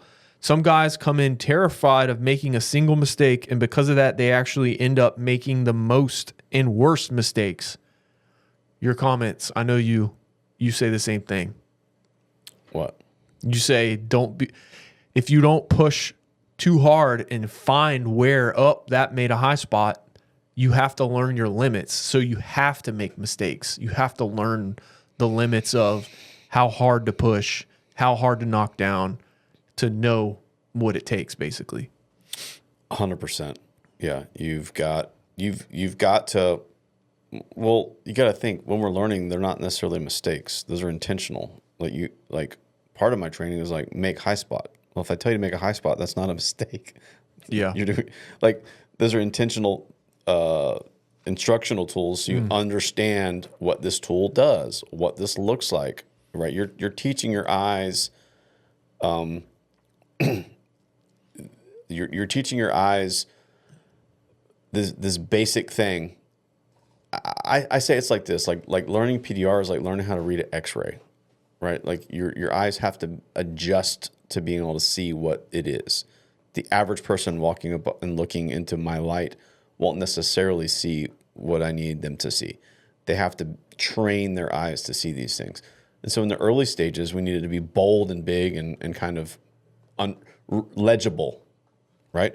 And then as you start to understand that, then it can be minimal, and those minimal things become those new big bold things, right? Like, so we want these like contrasts to be strong contrasts. And so we want them to make these mistakes so that they can read and understand visually, mechanically with their hands. I forget what they call it. What's this called? Tactilely. And knowing the metal and the alloy and what this does when I do this and what this does when I do this. And now you have dope, right? Data from prior engagement or experience. And now I say, okay, if I hit that hard, I'll get that result. Is that a result I want, or is that not a result I want? Or if I push this hard, I get this result. Is this the result I want? Sometimes yes, sometimes no. But now you're creating this data log of data that now you can fall back to, or that you can pull from, not just. So like even today, when I go start any car, we have practice pushes. Those practice pushes are these little subliminal things that we do to calibrate ourselves as technicians. To say, okay, how does this metal feel? How's this leverage? What's this tip doing? Good, go for it. Twist the throttle or not, and that's, every technician will do that. And that's to calibrate. And it's, when you're new, you have to learn that kind of calibration. So they're not necessarily, they're mistakes that we would say, but that's part of the learning experience. Yeah. Yep. When we set out to make the first simple, effective tube glue system, we knew we had to make an amazing hail glue. It sets quick, holds really strong, and lets go when you need it to. And let me just say, our hail glue absolutely rips through hail damage. Another goal for our hail glue, it had to deliver effective, reliable pulls for route techs out there making it happen in the streets during the cold months. Part of our tube glue system, whatever the weather, Dent Slayer has you covered. This glue was only made possible by our relationship with Anson. You can find the glue on their website, as well as some of the other leading tool companies' websites.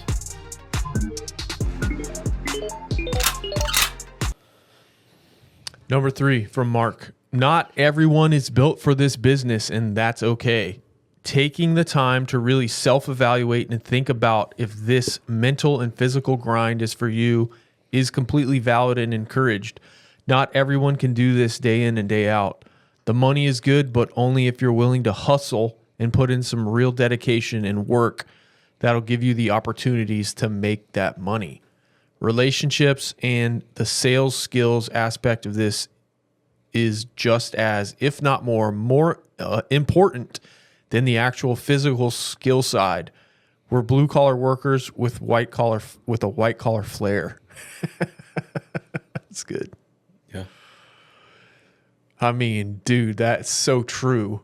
Because if you're good with people, your skills do not have to be that good for you to be successful in this business.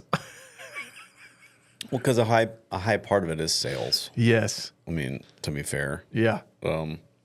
And sometimes your sales can outweigh your strength in your sales can outweigh the strength in your technical ability, and that may do you well in your career. I don't know which one of mine is stronger. I would say my technical side would be stronger than my sales side, but I think I have a good sales side. But I know guys who are just, I call them word ninjas, because they can go in there and just, and they're untouchable with their words. I mean, they're just awesome with being able to pull words out of thin air and put them together in this cohesive way that takes me way longer to do. But I mean, those guys, I mean, they crush it. But there is a you have to be able to check the box, right, from a technical standpoint. I mean, if you're not fixing the dent, eventually your sales ain't gonna work. Right. That's not gonna get you through, but alone. So you gotta check that box for sure. But and then the other side that I think you might have hinted on was just the physical aspect of it, just from just a physicality. I would say, I mean, I take the gloves off for a second. Beware of anybody training you that is riding around and hover around. I'm just saying. I'm just saying. And I'm not. Yeah. That's just from a life of doing this. Yeah. I know the physical demand that it takes to fix every dent that is in my shop. I mean, I literally, when you showed up here, I had just gotten off the floor. I've been on the floor all day working on another Rivian R1S, and what it takes to get my hands up in there to disassemble and to get my body in these positions to work these creases and to do these angles. Like, I'm almost 50 this year, and I'm trying to stay fit and healthy so I can continue keeping my being on top of my game. But it's catching me.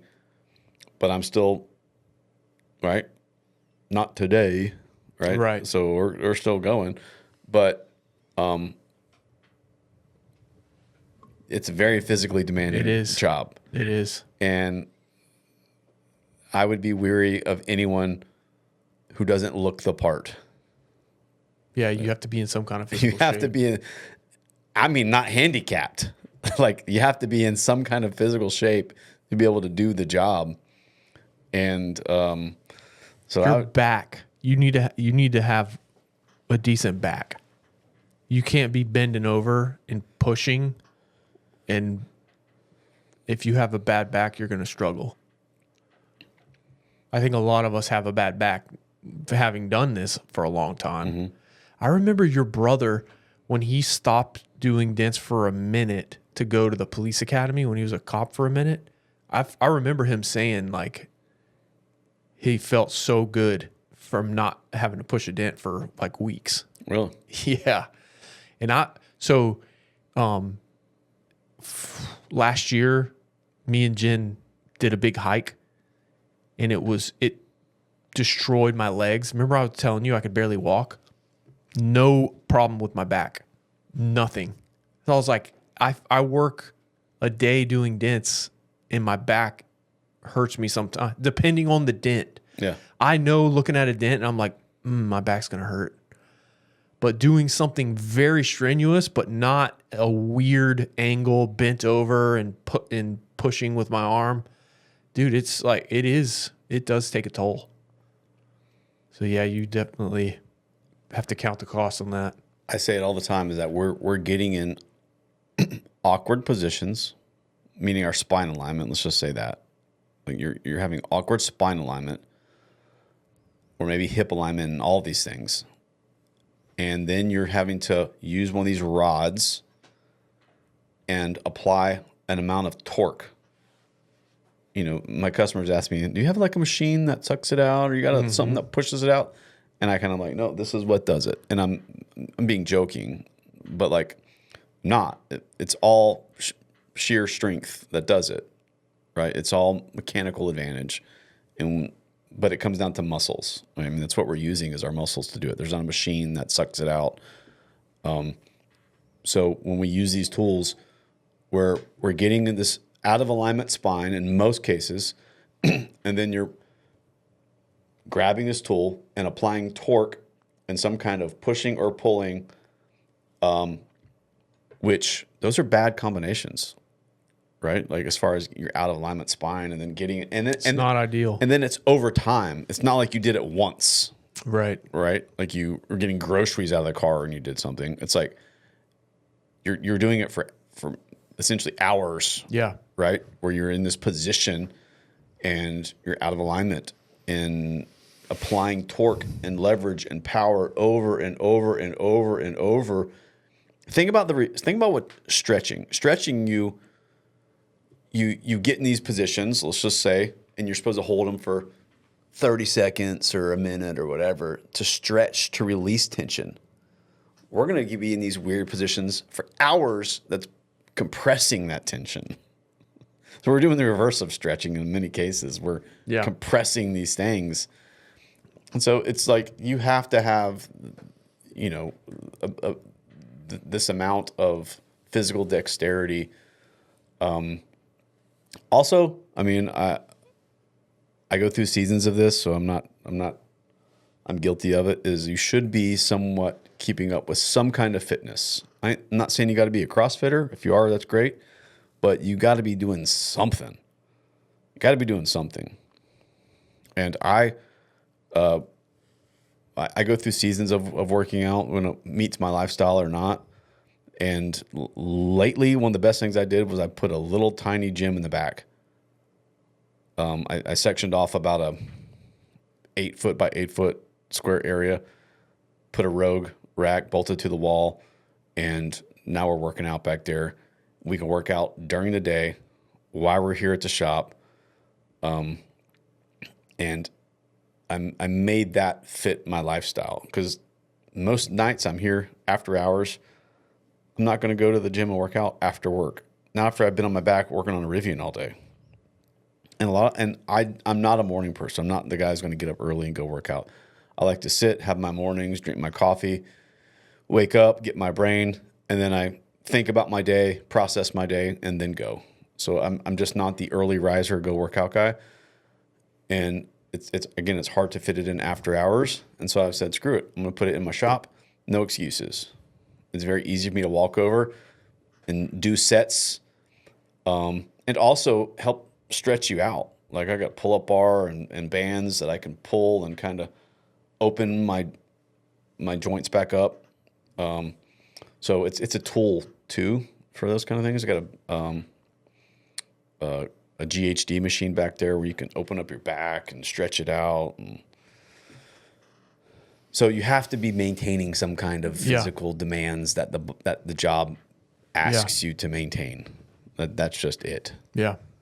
So, if you have some kind of pre-existing condition where you hurt your back or something, like I fell out of a tree in the Marine Corps before I started this, and I've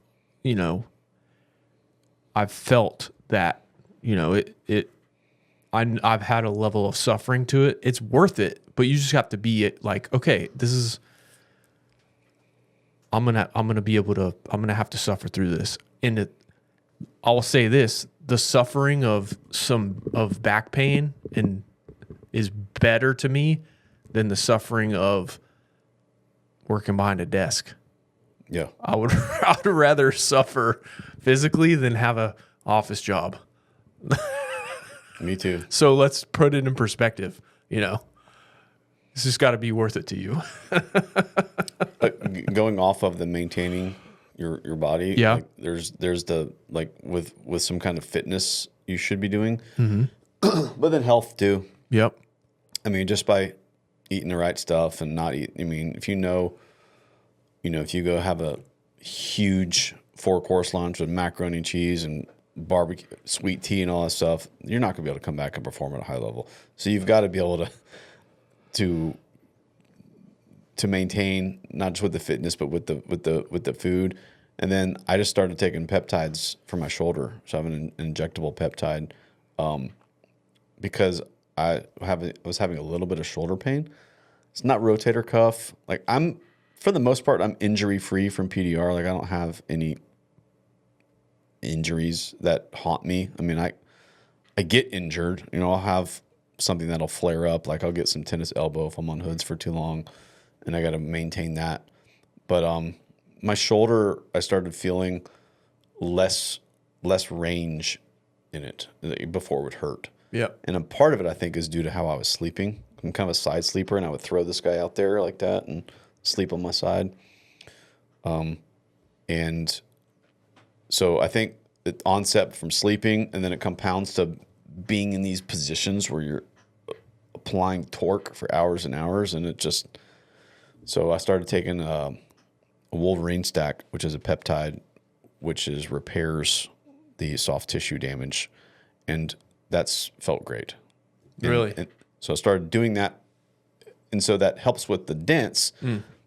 I noticed it when I was going to work out and I was bench pressing. Like my bench, if I got 6 inches from my chest, this shoulder felt just like not like it was screaming at me, don't do this, don't do this. And so I'm like, okay, it showed me an injury. Sure.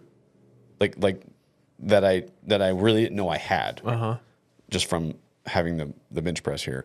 And so it's like, oh, okay, all right, I need to deal with that. And so went back to benching and trying to find those ranges and develop that. And is it a mechanical thing? Is it a muscle thing? And then I got the peptide and taking those, and it's only helped. Amazing. Really? So you highly recommend? Highly recommend. Wow. Kind of expensive. Yeah. But and you gotta inject. How much is it? It was like $300 for the bottle. Okay. And you get about 5 weeks worth of application. Have you gone through it all? No. You're still in it? So you can take it. But it's supposed to heal it. This is not like a therapy, right? This is supposed to help you heal yourself. Correct. Yeah. Yeah.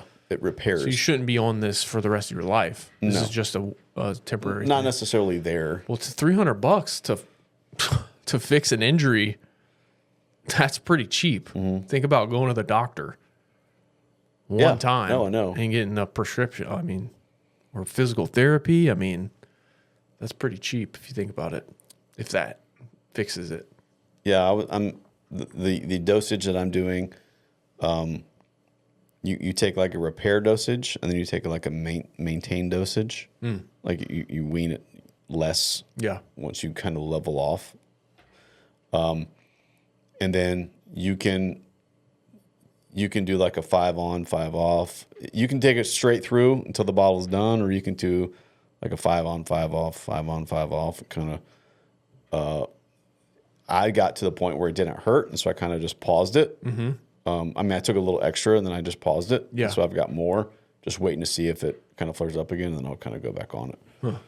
But yeah, you got to be able to put a needle in yourself. Yeah. Or have your wife do it. I don't want to do that. Okay, so we have one more trainer to get his input from, and he's a boomer, so he didn't want to type it out. So he gave us voice memos, and this is Tom Price, and so we're gonna play his voice memos, and then we can chime in. So we got 3 of them. Yeah, Marcio, whenever you're ready for the first one. Okay, James, I'm doing voice to text because I'm working today. It wasn't 3 voice to pieces of text. advice you'd give to someone to get into PDR: make sure you are financially solvent.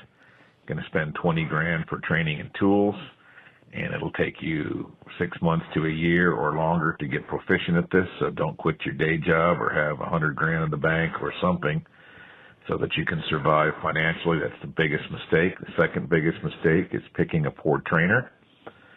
And the bigger the school and the fancier the website, the worse the PDR training.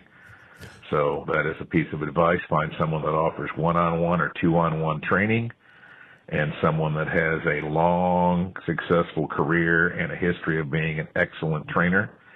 Those are 2 pieces of advice on that. And the third one is even more important than paying attention in class, is going home and being dedicated to spending at least a couple hours a day, even if you have another full-time job.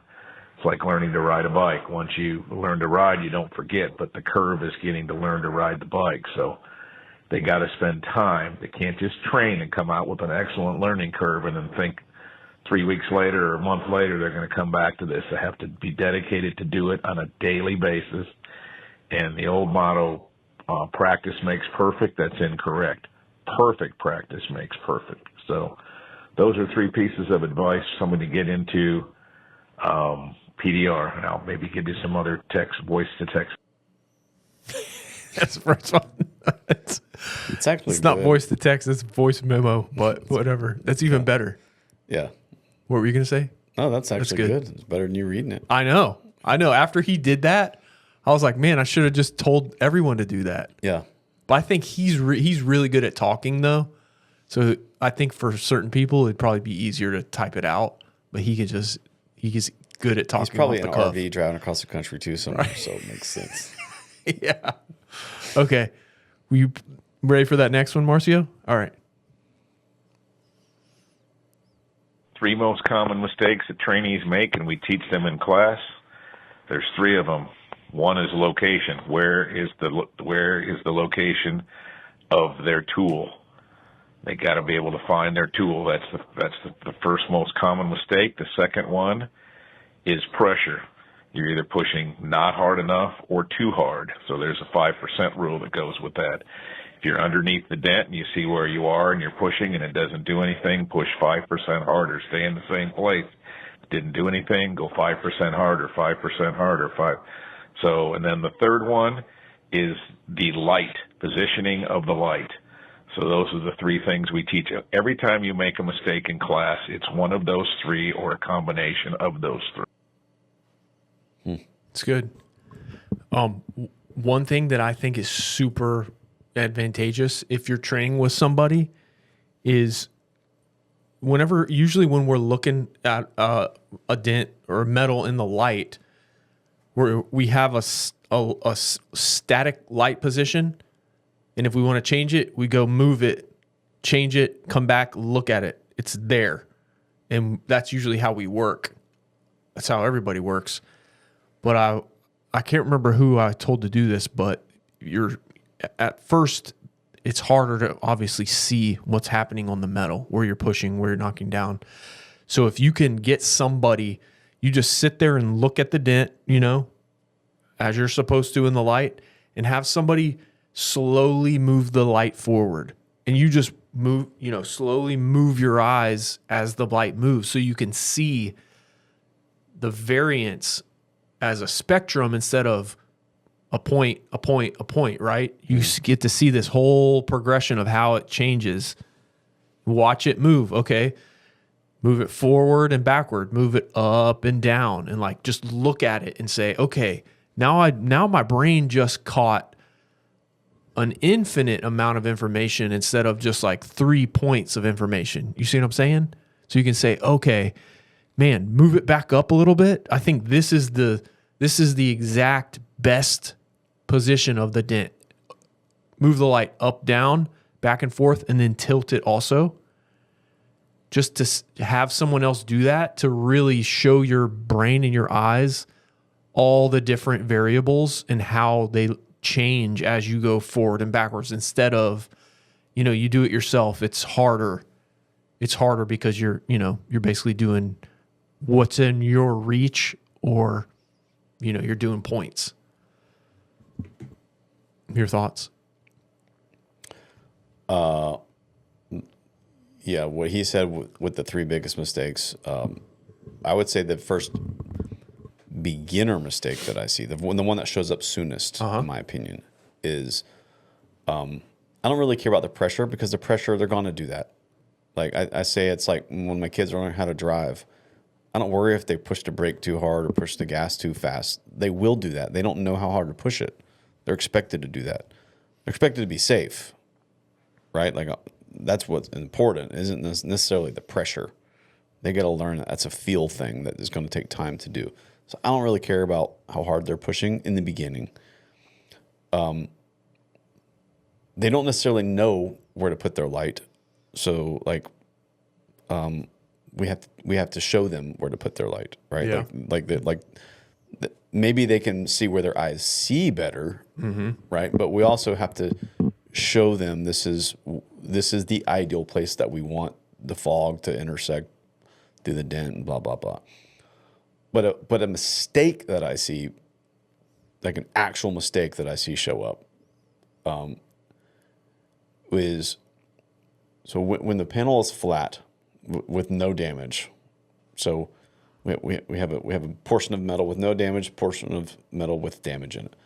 The portion of metal with no damage has a certain amount of surface tension, flexibility.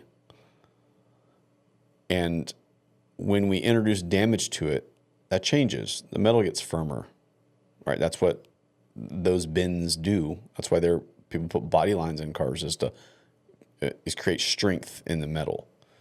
So as soon as we introduce damage, that metal is a different strength than the surrounding metal. It's also a little harder to see, right? So like if we set the light up for them properly and give them all the right thing, when you have this flat, perfectly flat panel, you can see a little variation of a tool pressure from below because you have this flat horizon, and now we just introduced a variation, and your eye can perceive that. But now when we start, so let's just say we have a dent in the panel, and they put their tool on the outside, and they can see their tool. They can identify where their tool is outside of the damage, and they start getting closer and closer. Well, the metal starts getting tighter there, firmer there, and it becomes more confusing to visually understand, interpret. And so now they start pushing, and where they should be pushing in the damage is the least that they're gonna like. It's not gonna feel like it's not gonna be as responsive as it is in the outside. So it's not gonna be as responsive there, and they're not gonna be as visually confident in that area. So what they do is they start out, like, let's just say at 9 o'clock of the dent, they start pushing out there and they start walking into the dent, and they get right in the dent, and then they get scared. And so then they're either going to go towards you, like towards the student, like at 6 o'clock, or they're going to go out on the back side of the dent at 12 o'clock. And they're going to be pushing. When they get in the middle of the dent, they're going to lose their tip visually. They're going to lose it feel-wise. They're not going to be able to identify it, and so they're going to get scared, and they're going to go where they can see, and it's usually at 12 o'clock or it's usually at 6 o'clock, which is in the wrong place. It's outside of the dent, and they start pushing, and usually that starts lifting up the front side of the dent or the back side of the dent. It's in the actual exact wrong place they should be pushing. Now they're making a higher shoulder or wall on the front or back side, making the dent worse. And so that's what I see. Every student has come through at least my doors. You can just watch them. It's like clockwork. The progression is they can see, they start picking up, on a flat, no damage panel. And as soon as they get into that dent, they start getting scared. They start getting not confident. I don't know where my tool is. Let me find my tool. And they go where they can see it, and it's in the exact wrong spot they should be, usually 6 o'clock, usually 12 o'clock. Because they start seeing something happening. Like if it's left or right, they can see, oh, there's my high spot. I need to get back into the dent. But they lose it forward or back. That's what gets lost. And so that's the first mistake that shows up, in my opinion. Like I said, every student that's come through my doors, it's like you can just watch it happen and expect it to happen. Nice. Okay. Number 3. Most common traits of successful students, passion during class to want this. Doesn't do any good if somebody sends you to PDR class and you don't want to do it. Hopefully you're coming to class because you want to do it. So passion to be good, or desire, we could call it, either one of those two during class. That leads to a successful student. And then dedication to practice and to stay at this craft and to do every dent as good as you have time to do for. I know if you have a boss, they'll push you for money, but doing every dent as nice as you can, and you'll end up an amazing tech. And the third one is probably the desire to have a steady job and have your finances in a good position. You can see that there is the ability to do that with paintless dent repair, so that should motivate you also. Ivan Skolaric competed in the Dent Olympics. I trained him 2 years after he started. He got 5th, 3 years, 7th. Then he finished first twice, 2 years in a row, and then he never came back because he bought 3 restaurants. We asked him once how he prepared for the Dent Olympics, maybe the best answer I've ever had. He said, I don't prepare for the Dent Olympics. I do every dent, every day of the year perfect. So when I come to the Dent Olympics, the only thing different is I'm performing in front of my peers. very interesting. That's how he got amazing, is he did every dent perfect. All right, there's my advice for you. All right. What do you think? That's a great perspective. Yeah. I remember when I started, when he's saying passion or a sense of urgency, a sense of wanting to be there, I remember feeling like I cannot fail at this. Like my family is counting on me. I have to figure this out. And that's the best recipe for figuring something out right there. Yeah, I've seen some in-house guys not work out so good, and I think it's because of that dynamic that he just described. Whereas there's no Like the boss dynamic? no Or what? no because they're The not passion, the they're not urgency? they're not invested in it, Yeah. right? Like maybe like when you stroke that check, when you spend that money, there's a certain amount of passion that you're wanting to do this that makes you stroke that check or for the training. And when someone else is doing it, it's not necessarily motivated by passion. It could be just an opportunity, like oh sure I'll do it, but that doesn't mean that there's and so I've seen I've seen in-house guys not necessarily work out because there's nothing on the line for them, right? And maybe there's no passion even pulling them through that because it is going to suck. It is going to be hard. It is going to be difficult. And you have to be invested in this thing. It's not, like I said, it's not like something that you learned and then you're done. It's continual learning, and you have to. Passion will propel that. I don't know that you have to be passionate about PDR to be good at it. Like if you go to Mike Rowe and listen to Mike Rowe's thoughts on passion, and Mike Rowe being the Discovery Channel guy. If you listen to what Mike Rowe says, is you don't necessarily have to be motivated by passion. You can be an opportunist. You can be motivated by money. You could hate dents and still be a good dent guy, I think. You could not. I know guys that are motivated solely by money. They could care less about dents. They're not nerds. They don't care about tools. All they want to do is they know that there's an opportunity to go make a lot of money doing dents, doing hail, and they've learned it, and they go do it, and they come home, they throw those things back in the trailer, and they go back to their other passions that they're passionate about on the off season. But then when it comes time to turn the money printers back on, they go get their tools back out, and so They're passionate about being successful at it. sure, They're not. They don't care about a dent. correct, Yeah, right. correct. They're not nerds. Yeah, but so I think there's different levels of passion that are in here. Right. I'm not passionate enough to want to train those Olympic dents all year long to be able to do them. I don't have any passion to do that. That's just not an interest level of mine. There are guys who have zero interest in being on their back on a Rivian for 3 days. Like that does, and that's okay. Yeah. We all have our different things, our little nuances that we want to do and don't want to do. Some guys don't want to work dealerships. Some guys don't want to be away from their family, sleeping in a hotel for 6 months out of the year. And we all have our, prerogatives and desires to do this or that or not. And those are variations of, but I guess I'm getting away from it. We're talking about the skill of learning PDR, and that has to start somewhere, right? Like if we're getting back to what this podcast is about, is beginners, and you've decided to do this thing, which is called paintless dent removal, and you have to bring a certain amount of energy and desire to see this thing through, or else you will not do it, right? You will not be successful.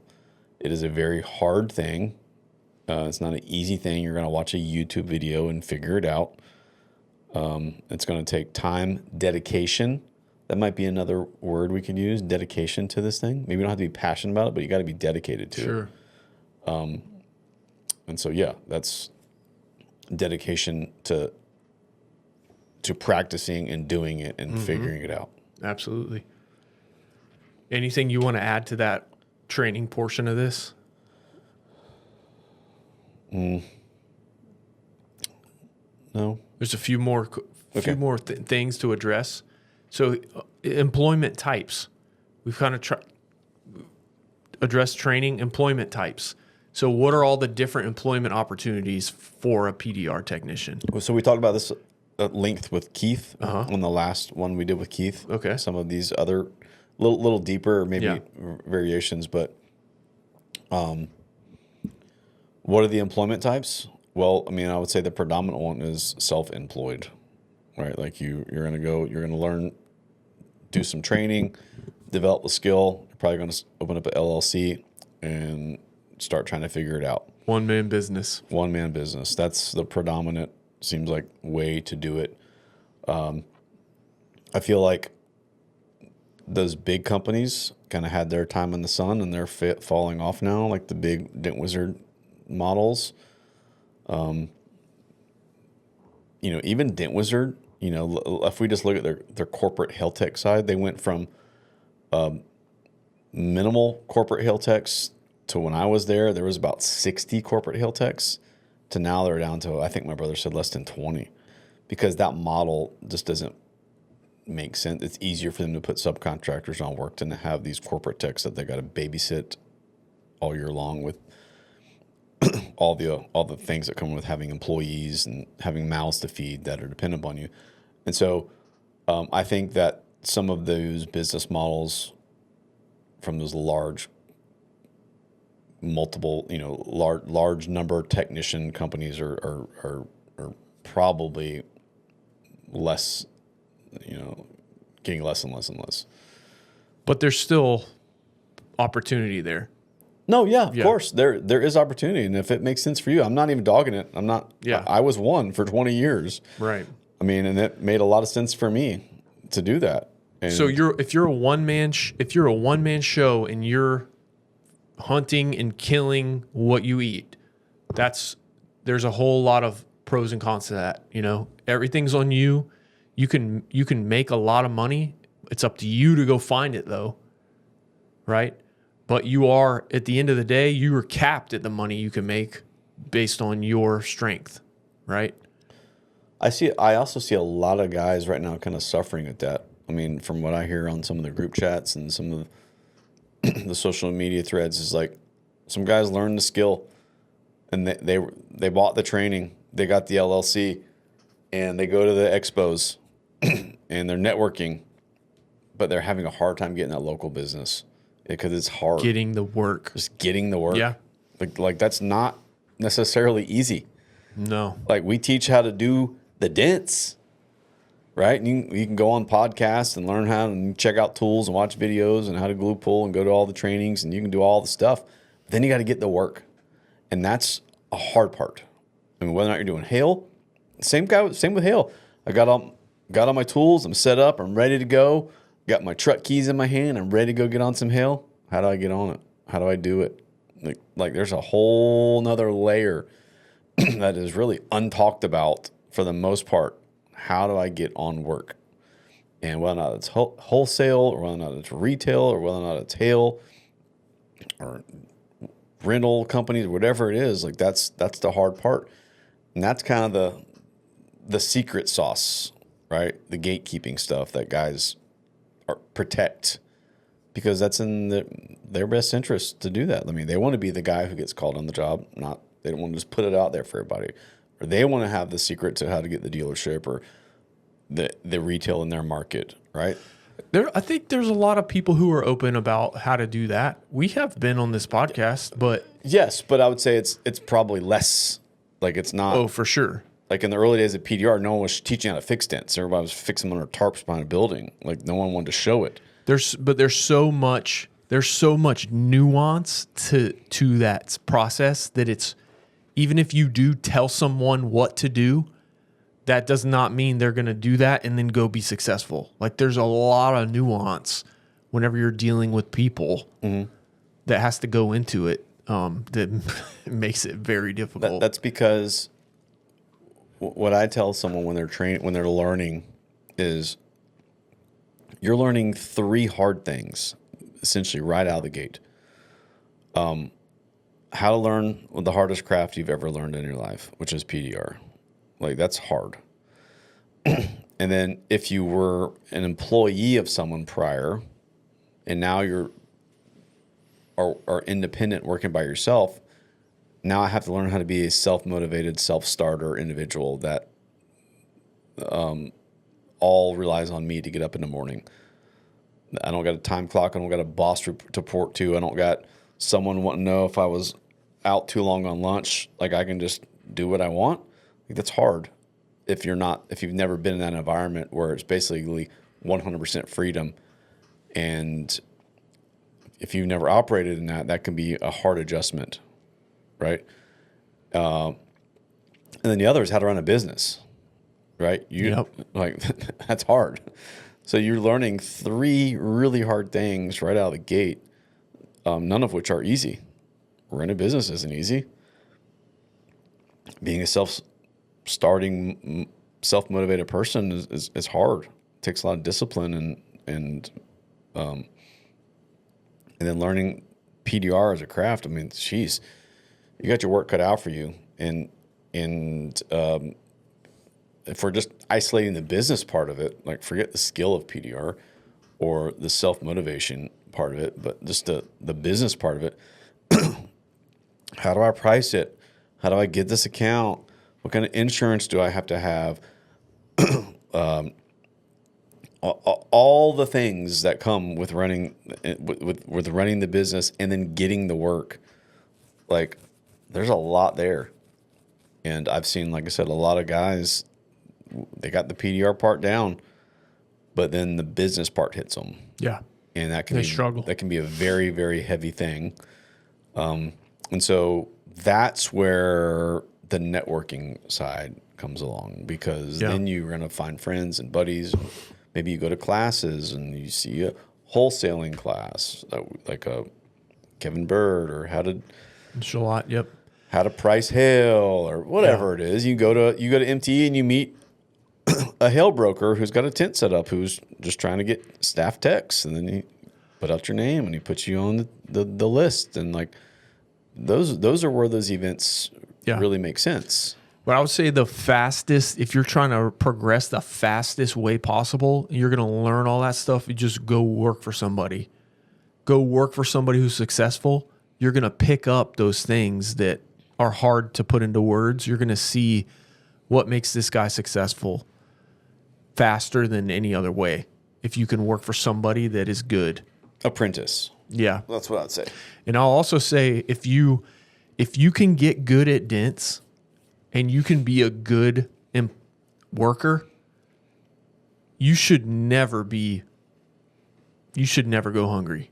Like there guys that are good in this business and are good at the business, everyone, if you put a really good dent guy in front of them that was just willing to work and make money, most of those dudes would hire that person in a second, because that's a commodity that's hard to get, especially if you're willing to relocate. If you can fix a dent, you're very valuable, at least how it is now. In one sense, it is very competitive, right? Like it'd be hard for a dent guy to come into our town and take work from the existing status quo, right? But if a good dent guy came to somebody who was already established, that'd be easy for them to get work. So potentially, yes. Potentially. If that company has the work. Yeah. But yes. So if you don't know, and if you don't want to go down that road of taking that machete through the jungle of that's what I feel like owning a business is It's like you're making a path through the jungle.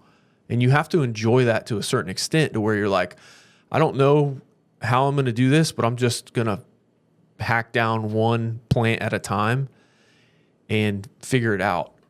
And some of the stuff, a lot of the stuff that you have to go through, like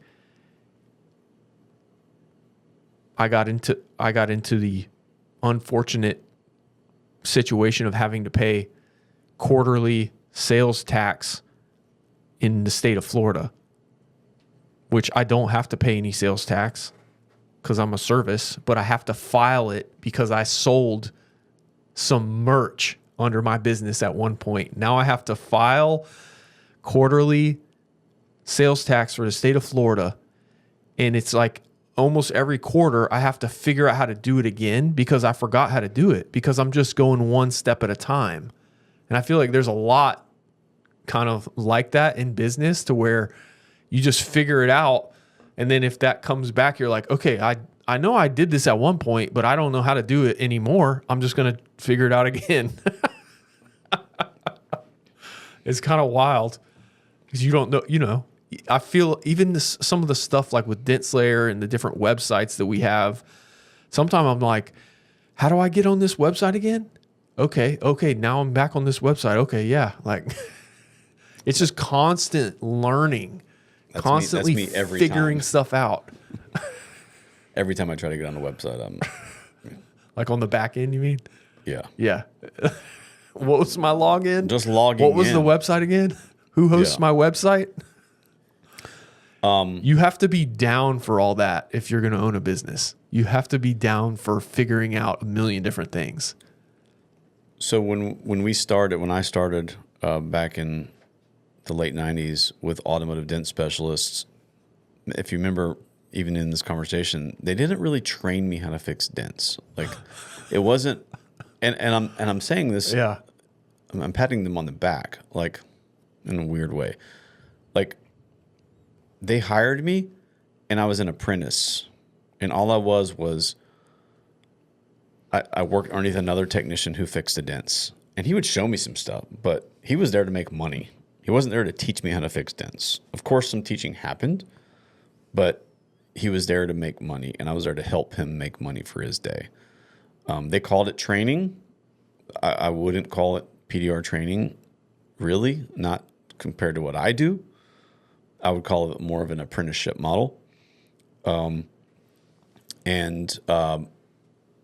If you look at like tattooing, that's kind of how that works. You become apprentice and you clean the shop. You set the guys up. You set up their stations, and you basically set the table for them, for the tattoo artists, and then they show up and they do their tattoos, and then you can watch and observe, and you can learn while they're doing their job and making their money.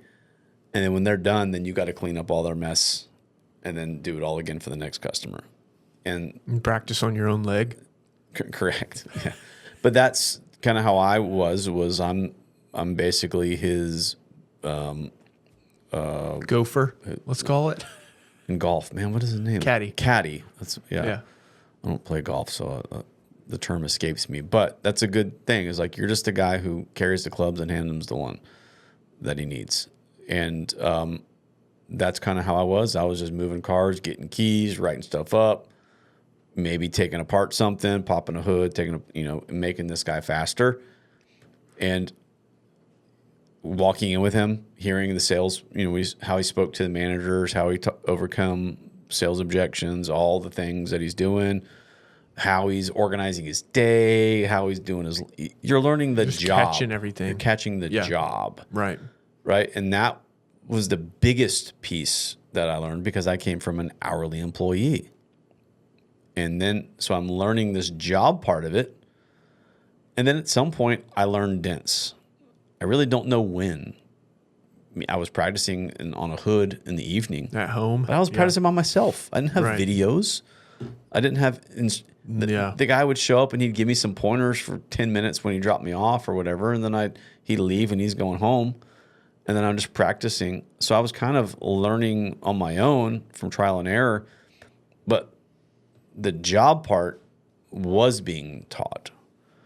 And I think what we've done now is we've made this shift, and we teach the skill of PDR, but there's no job part of it that gets taught. Going to work for Dent Wizard, they do that, right? Like they send you, you do 2 long ride along, so you get to see the job. Is this something you want to do or not? This is what it looks like for 2 weeks. You ride along here, and you just be a fly on the wall and see if this is something you want to do. You want to eat lunch on a tailgate for the next 20 years? This is what it's going to be. And then if you decide you want to do that, then they send you to training for 2 months, right? And you're upside down, out of alignment spine, awkward shoulder pressure every day for 2 months, learning how to practice on panels. And then when you come out, you still kind of suck. Like, there's no real world application. They try to give it to you, but you can't do it. There's no cheat for experience. So you come home, and then the real learning begins. Like with your brother, after he did the initial learning with Dent Wizard, then he went back and he apprenticed for 1 year under me for 1 season, 1 hail season. So they kept him on some kind of salary, and then he just apprenticed underneath me for that year. So I got your brother after he got out of PDR training and into the hail specific apprenticeship. But yeah, it's learning the job, right? That's a huge part of it, right? So if you are just going to learn online and you were strictly learning about PDR and learning that craft, be prepared that there's a whole nother wave of suck coming after this PDR part, and it's these other 2 things. Yeah. So as far as jobs go, you can be, let's just say, like a local route technician, right? You can own your own local route business.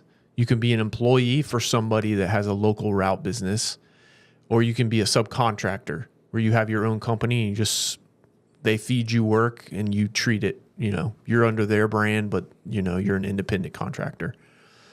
All 3 of those have pros and cons. You're probably going to make the most money if you're good at business by being a business owner and doing it all yourself.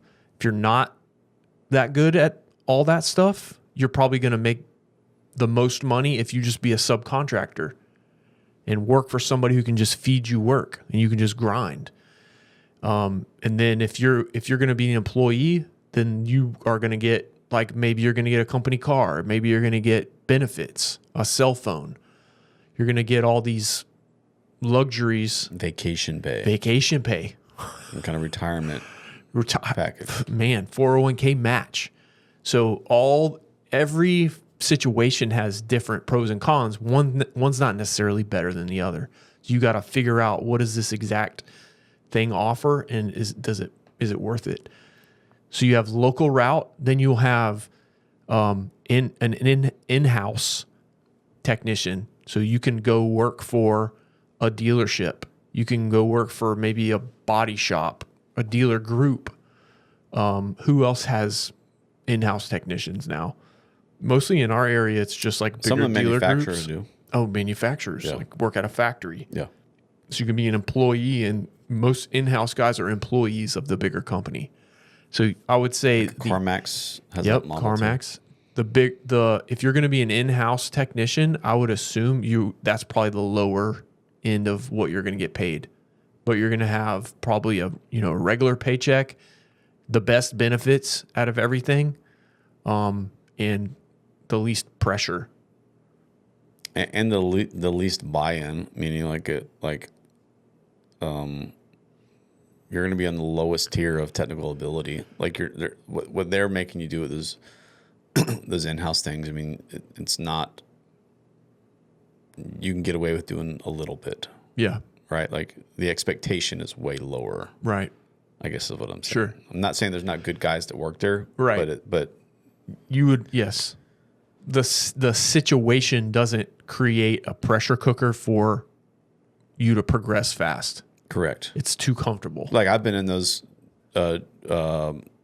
manufacturing plants, and they're just like the littlest dent, and it's 6,000 of them. Like the stamp came wrong from what stamps the panel. Yeah. And it's got some defect in it, and all they do is fix that defect.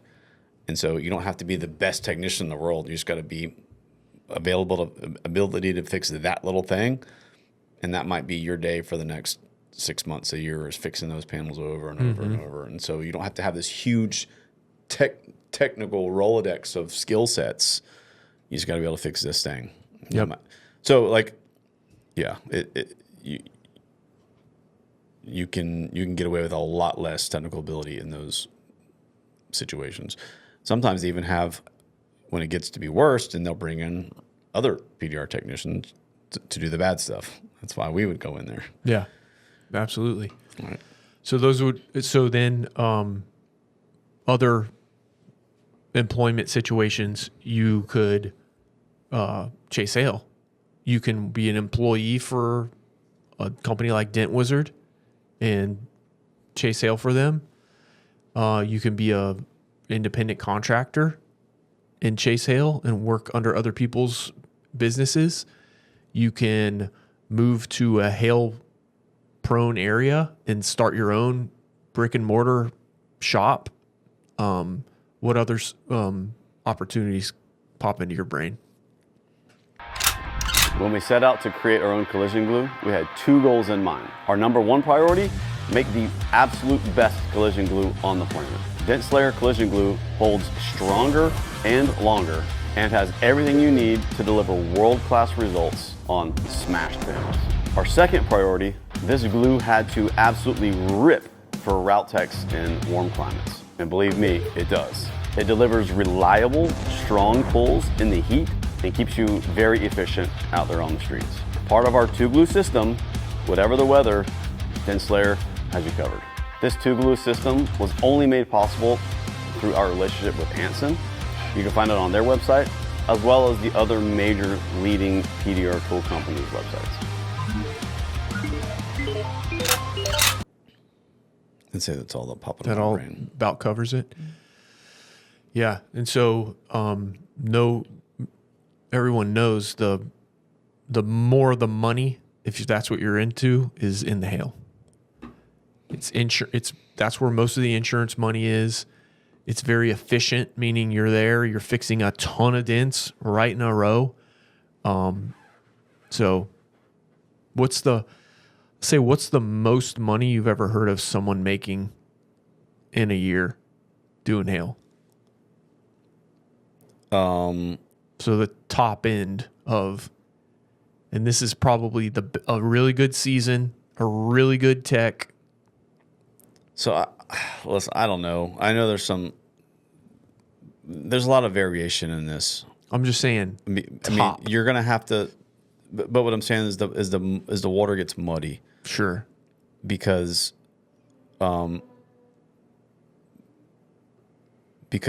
you could be being triple brokered, but producing way more, but making a lot less, right? So, and the situation is going to determine those percentages and the brokerages, and so the But money. just what is the? Yeah, but come on. Well, I won't mention the name, but No names. This person who I know had a record billing year with Dent Wizard, and supposedly it was right at $1 million. That was his billing. He billed $1 million. He probably made $500,000. Yeah, but I know that's very doable on the Hill Trail right now.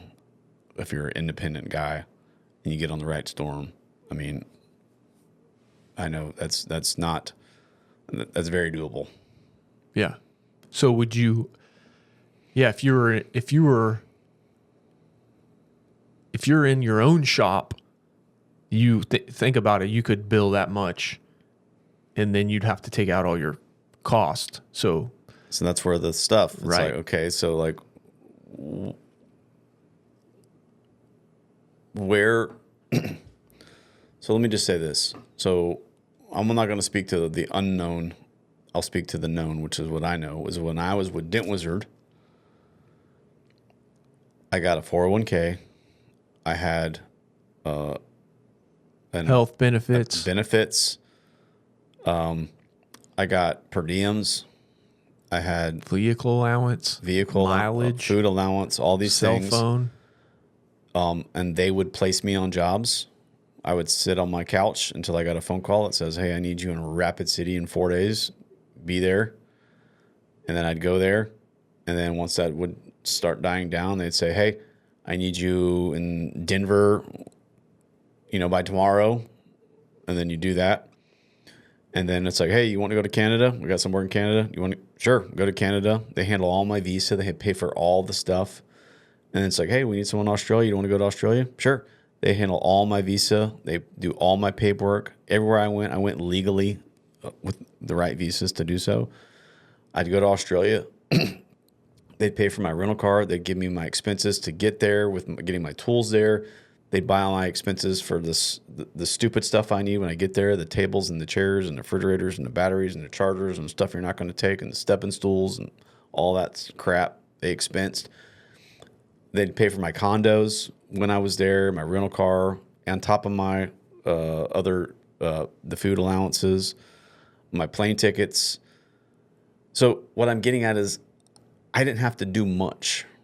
I just had to be available and be good at what I did. And I didn't have to think about visas and all I had to do was get there, and Dent Wizard handled the rest. I had to think about my 401k, didn't think about taxes, didn't think about putting myself out there and getting myself on a job. They would just put me on jobs. So I got placed, right? Which is very easy to do that.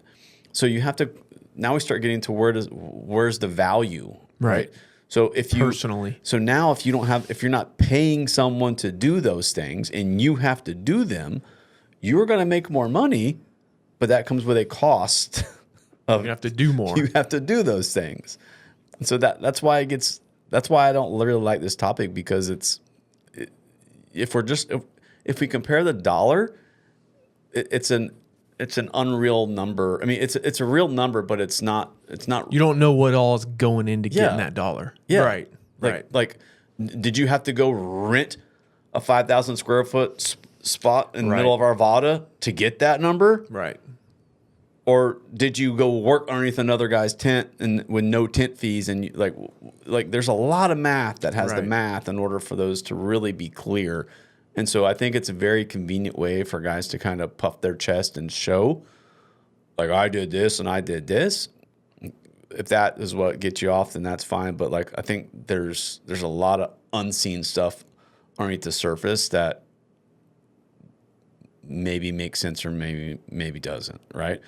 I would say, listen, from my perspective, come work for a guy like me. I pay all the overhead. I get all the work. Here's how I envision my job. You ever been deep sea fishing on a party boat? Mm-hmm. Okay. Good time. What do you got to do? You show up at 6 a.m. Yep. And with your flip-flops and your sunscreen and a sandwich in a Ziploc bag. They hand you the pole. They put the bait on. They put it in the water. All you got to do is reel it up. They put you on fish. All you do is stand there and reel up fish all day. Right? Or do you want to be the guy who owns the boat, who has to go get the bait, who has to put gas in it, clean the boat, buy the equipment, all those things?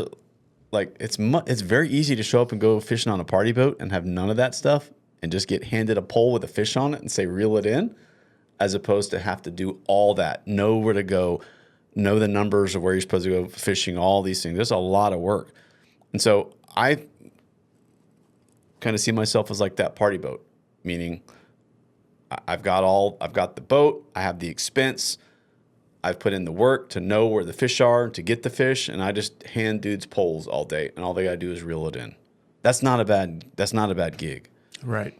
It's just, what do you want to do? It's what do you want to do? Yeah.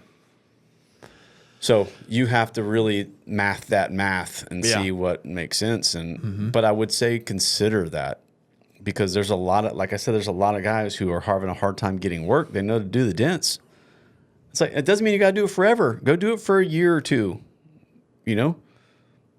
don't burn a bridge. Go work for a guy and say, hey, man, here's my intentions. I want to work here for 2 years until I figure things out, and then I'm probably going to split into my own thing. Is you cool with that? Like, what do we got to do to make this make sense? And maybe you'll find a guy in your area that would totally love to have you come on and help for a season, not forever, and ease some pressure or whatever. And you learn some stuff, and you scratch his back, he scratches yours, everybody's happy. And then you can later go down the road once you know how to do X, Y, Z. Like, be humble enough to do that. Don't think, oh, I learned PDR and I got my LLC and I got to go figure this out and then I got to solve all these problems day one. Like, it is an option to go work for somebody. And it's not bad getting handed a pole every day and just said, reel this sucker in. That's all you got to do. Yeah. It's not a bad job. Yeah. So I think we've pretty much covered everything. Income potential, I mean, like any job where it's based on what you do, it depends on what you do. Like if you're going to work for somebody, what do you think? I mean, I would think if you're an in-house guy, like at CarMax, what do you make? Like 60 a year? I would say you're probably going to start in-house making 60. I would say there's probably some incentive. In-house gets really weird with their numbers, how they do it. I don't like it, but let's just say 60 to 80 is probably realistic for an in-house guy. So let's say most of the people doing PDR make between 60 and 500. And a good portion make way less than 500. Some probably make way more, a few. But it really depends on how much work can you get and how much work you can do. Yeah. I mean, this is a go kill and eat. You kill it, you eat it. Or you eat what you kill type thing. That's the way to word it. You eat what you kill. So if it's 100% up to you, your production level and what you can do. That's the way I have all my guys structured, except for my sons when they're kind of in the training phase, and I'll do that different with my sons. But like if I bring a guy here, it's 100% commission, meaning it's not 100% commission. It's 100% commission based. That's all on you. So if you don't show up today, you don't make any money. You show up today and you do a little bit of work, you make a little bit of money. You show up and you do a lot of work, you make a lot of bit of money. It's kind of whatever you want to do. That's for the most part, I would say most PDR you're going to find that's that model. If you go on a hill site, it's going to be the same thing. If you work for Dent Wizard, it's going to be the same thing. There might be some kind of other apprenticeship thing. Like I know guys, they'll just get like a salary because maybe they're not good enough. Like your brother, for that year, he got a salary. He wasn't good enough. He would have starved to death if he was commissioned. So then they're not going to do that to him. So they're going to give him a little bit of a cushion for a little bit of a time. So you might find a scenario where there's some kind of salary that might be for a duration, or maybe that's just what it is. Listen, and I'm not going to knock any of it. I know rock star technicians that are amazing tech who should be teaching classes who work for dudes who do not own the company. And they make a really good living. And so I'm not going to say one is better than the next. I say it really comes down to you and your situation, and your family and your needs and your area and your market. And there's 100 different reasons why you might choose one or the other. And you need to consider all of it. Yeah. And if you have specific questions about this, reach out to me or Matt. People ask us questions all the time. We'll answer your questions. There's probably going to be a million little questions that people can think of. We can't answer everything, but ask us, find someone who's doing what you are thinking about doing, and ask them questions. For the most part, people are friendly and willing to share information. Yeah. And if you're looking to get into some training, if you're looking to, hopefully if they're watching the Dent Slayer podcast, they've probably got some kind of training already. But if they didn't, they're going to look for some beginner training. There's some good advice on there, not just from me, but from these other guys. My advice would be find someone who's a performer, who can do it, who can do what they're telling you to do.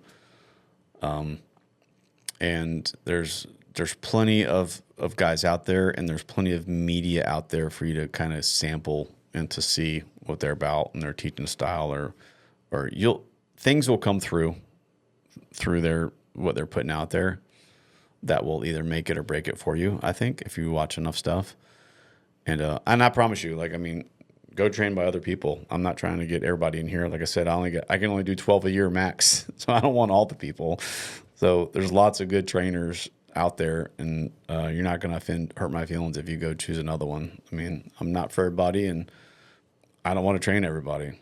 So find the guy who fits your needs and who makes sense to you, and but do your homework is what I'm saying. Don't just random pick some dude off of the internet. Do some homework and make sure that, and don't do it. I would try to not do it off of a budget. Don't let the price really rule that. I know it's hard to say because we just went through a variable of prices there. And that again, that might be convenient for me to say sitting here, but you'll be glad you didn't in 2 years from now. Like that money, whatever that is, I think we had on the low end, someone, what was the lowest one? Of in-person training? Yeah. Was it like, I don't know. And then we had up to $49,000. Yeah. That's chump change after you've been doing this for 3 or 5 years. So don't let that price really rule your decision as much as the content and the person doing the training. I would say let those be the more factors that govern it. Yeah. If they're the right person, you'll make the money back. Yeah. Hand over fist. You ready to tell us about some of these tools? Sure. Yeah. What do we got here? We have the new Anson mini hub. Is that what it's called? I still don't really know. Micro hub. And let me look it up. The handle.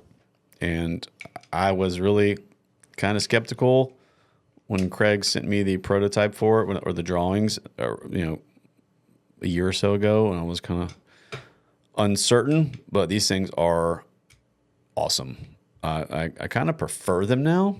I mean, I don't really want to say that too loud because I really do like my big hubs, and we sell those, and I got like my big Gorilla Grip handles. But these feel compact hub, tequila compact hub. These feel really good. I like them equal, let's just say. Maybe a little bit more, but they're really close. They're just really good. They got a good lockup. There's a tiny bit of wiggle. Some guys get weird about that. I don't care about that. Hold it. It's just that's irrelevant to me. I don't mind that.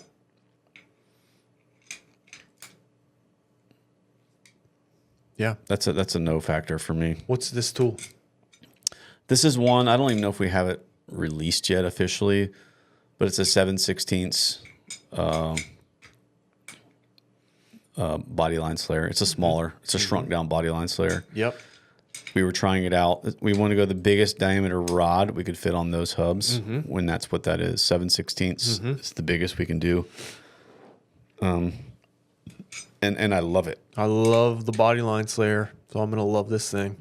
Yeah, that tool feels really good and balanced. And like I said, I was a little uncertain, but once I got it in real space in my hand, I was like, oh my gosh, this thing's great. I was actually using this on the Rivian today, on the R1S coming up from the bottom. It's great. Had like 6 inches of extensions getting where I needed to go. So would that fit the standard low pro tip, or would it need a different nylon tip? It'll fit it, but the It'll diameter, well, depends on which one you got, because we have low pros that go from 3/8 For the Johnsons? yeah. Okay. So So we have They'll all how fit many it size? 3, Okay. but they'll all fit it thread wise, but it might be a little wider. Right. But So you would have to get the 5/8 width, no, 7/16. 7/16. Yeah. All those numbers I can't keep any of that straight. They're portions of inches. What? A guy called me. He's like, "Hey, tell me about the 7/16 5." And I'm like, "Bro, I don't know. I don't know these numbers. Tell me exactly what you're talking You about." like fractions, don't you? I know I don't. I don't like any of that. They're just fractions. But I like a catchy name is easier for me to remember than fractions. Yeah, but catchy names are forgettable. What it is a little easier to remember, I don't think so. to be fair. Anyways. And then so that's that one. Yep. We're doing a lot with this compact hub now. Because I love it so much. We've migrated a lot of our tools to that if they're smaller. So we get into these what are called the fish hooks that we've had for a year and a half or so. Like these are a while. Very popular. And they're great. And so we put these compact hubs on them, and they're great. We got a 1/4 inch and a 5/16 version of them. So a skinny and a super skinny? Yeah. And again, we've had these for a year or so. But we had some requests for some bigger versions of them. And that's where these come in. These we're calling the gaffs. You know what gaff is? Like for fishing? For fishing. Yeah. You know what you're going to get them up on the boat Yeah. with. Because I've never done that before. these Have are you? smaller and these are more like a fish hook. Uh-huh. And these are bigger, more like a gaff. Gaff. Wow. Get it? So Dude, these are beefy. this one's 3/8, It's a thick, and this is a and that one's back to 7/16. chonky. Yeah. And so the bigger ones take the old style handle Yep. because we know that handle works. We know that handle was made to move metal. And when you're going to a big diameter tool this big, you want it as big as you can get it. need it to be Yeah. for serious work. Like you're not trying to like just do it because you can. So we kept the bigger two, the bigger hub, and then we went to the smaller two with the smaller hubs, and it's great. If you're using this like you would a J hook, these have got to be the strongest J hook shape tool out there. I might be wrong, but holy crap. That I know of. Those are insane. Because anytime you have a big hook like this, you lose so much strength, but you ain't losing no strength at this one. There's zero loss. And where these are good is anywhere you need to kind of bring the tool back at you. So yes, you can think like a J hook, Yeah. but expand beyond a J hook. Yep. So like quarter panel when you're coming in a tail light Yep. and you're gotta try to get back towards that quarter panel Yes. down low. Yep. That's where these will really work, is they're coming back at you down on the bottom of those quarter panels, fenders, doors, round braces. You know the Dent Craft black handled hook set? Yeah. Like those. Those are always like to come back to you through Yeah, but those don't come back to you. They go straight out and they go bend up. Well, I think one of them might. The small one kind of does come Okay, back. like the really small one. Yeah. Okay, you're right. But True. a hard bend. But yeah. Yeah. These are man versions of that thing. well, they're just really big Shrek version. with zero flex. These are the ogre hooks. The gaffs. The gaffs. Yeah. So, anyhow, these are great. when I got these in the mail, I was impressed too. I was like, oh my gosh, man. And Salo had a quarter panel, and we did not want to drop the bumper. It was a Volkswagen, like a Touareg or Atlas, I don't remember. And it was coming right back, that crease right through the rear quarter. And it was having a hard time getting something that wrapped back right up into that edge. Yeah. And one of these just monstered it out. So, wow. Those are sweet. Anything else new and exciting with Dent Slayer? there is, man. I'm not going to say what it is, but we've got some really cool stuff that is in prototype right now that will be it's different. It's different. Yeah. And it'll be a line of stuff that it's going to change things a little bit. it will change some stuff, I think. Hopefully. I mean, everyone says that. You never know, though. You never know. Because you could do it and it is the next glue pot or moonlight. Well, okay, but those were not game changers. Yes, they were, bro. No, they were Reuse your glue? They were self-proclaimed game changers. I'm just saying, but they weren't everyone game changers. everyone thinks that their thing is a game changer, but the dent guys will let you know real fast with whether or not they're going to buy it. If we could say a game changer in the last, let's just say 10 years, cold glue, the inception of, or the buy-in of cold glue, for one, is, I would just go ahead and say an auto return slide hammer is kind of a game changer. When you have that but many, the market told us it was. when you have that many people copy it, Sure. that's a game changer. And that many people bought it. That many people bought it. Yeah. That's one of the highest selling items through A1 that they've ever sold. And it's one of the most copied items. Every tool maker I know copied it. That's not true. Okay. Some. Most of the tool companies that I know copied it. I saw no less than 10 copies in Italy this year. Yeah. Of an auto return slide hammer. Yeah. But again, I'm not bitter about it. I'm just saying that was a game changer. We knew it would happen. That was a game changer. But the glue pot was a not. game changer. Yes, I mean, I didn't buy one. But I'm just saying, in the mind of the man who made that was a game changer because in holy his crap, mind, we for can sure. reuse glue. In his mind, for sure. And I bet he's still using it, and he's still using the same $25 pack of glue that he bought 20 years ago. Thing. And he's just printing money by not buying hot glue. There's leaves and grass all in it. And it probably makes it stick better. Yeah. But these will be,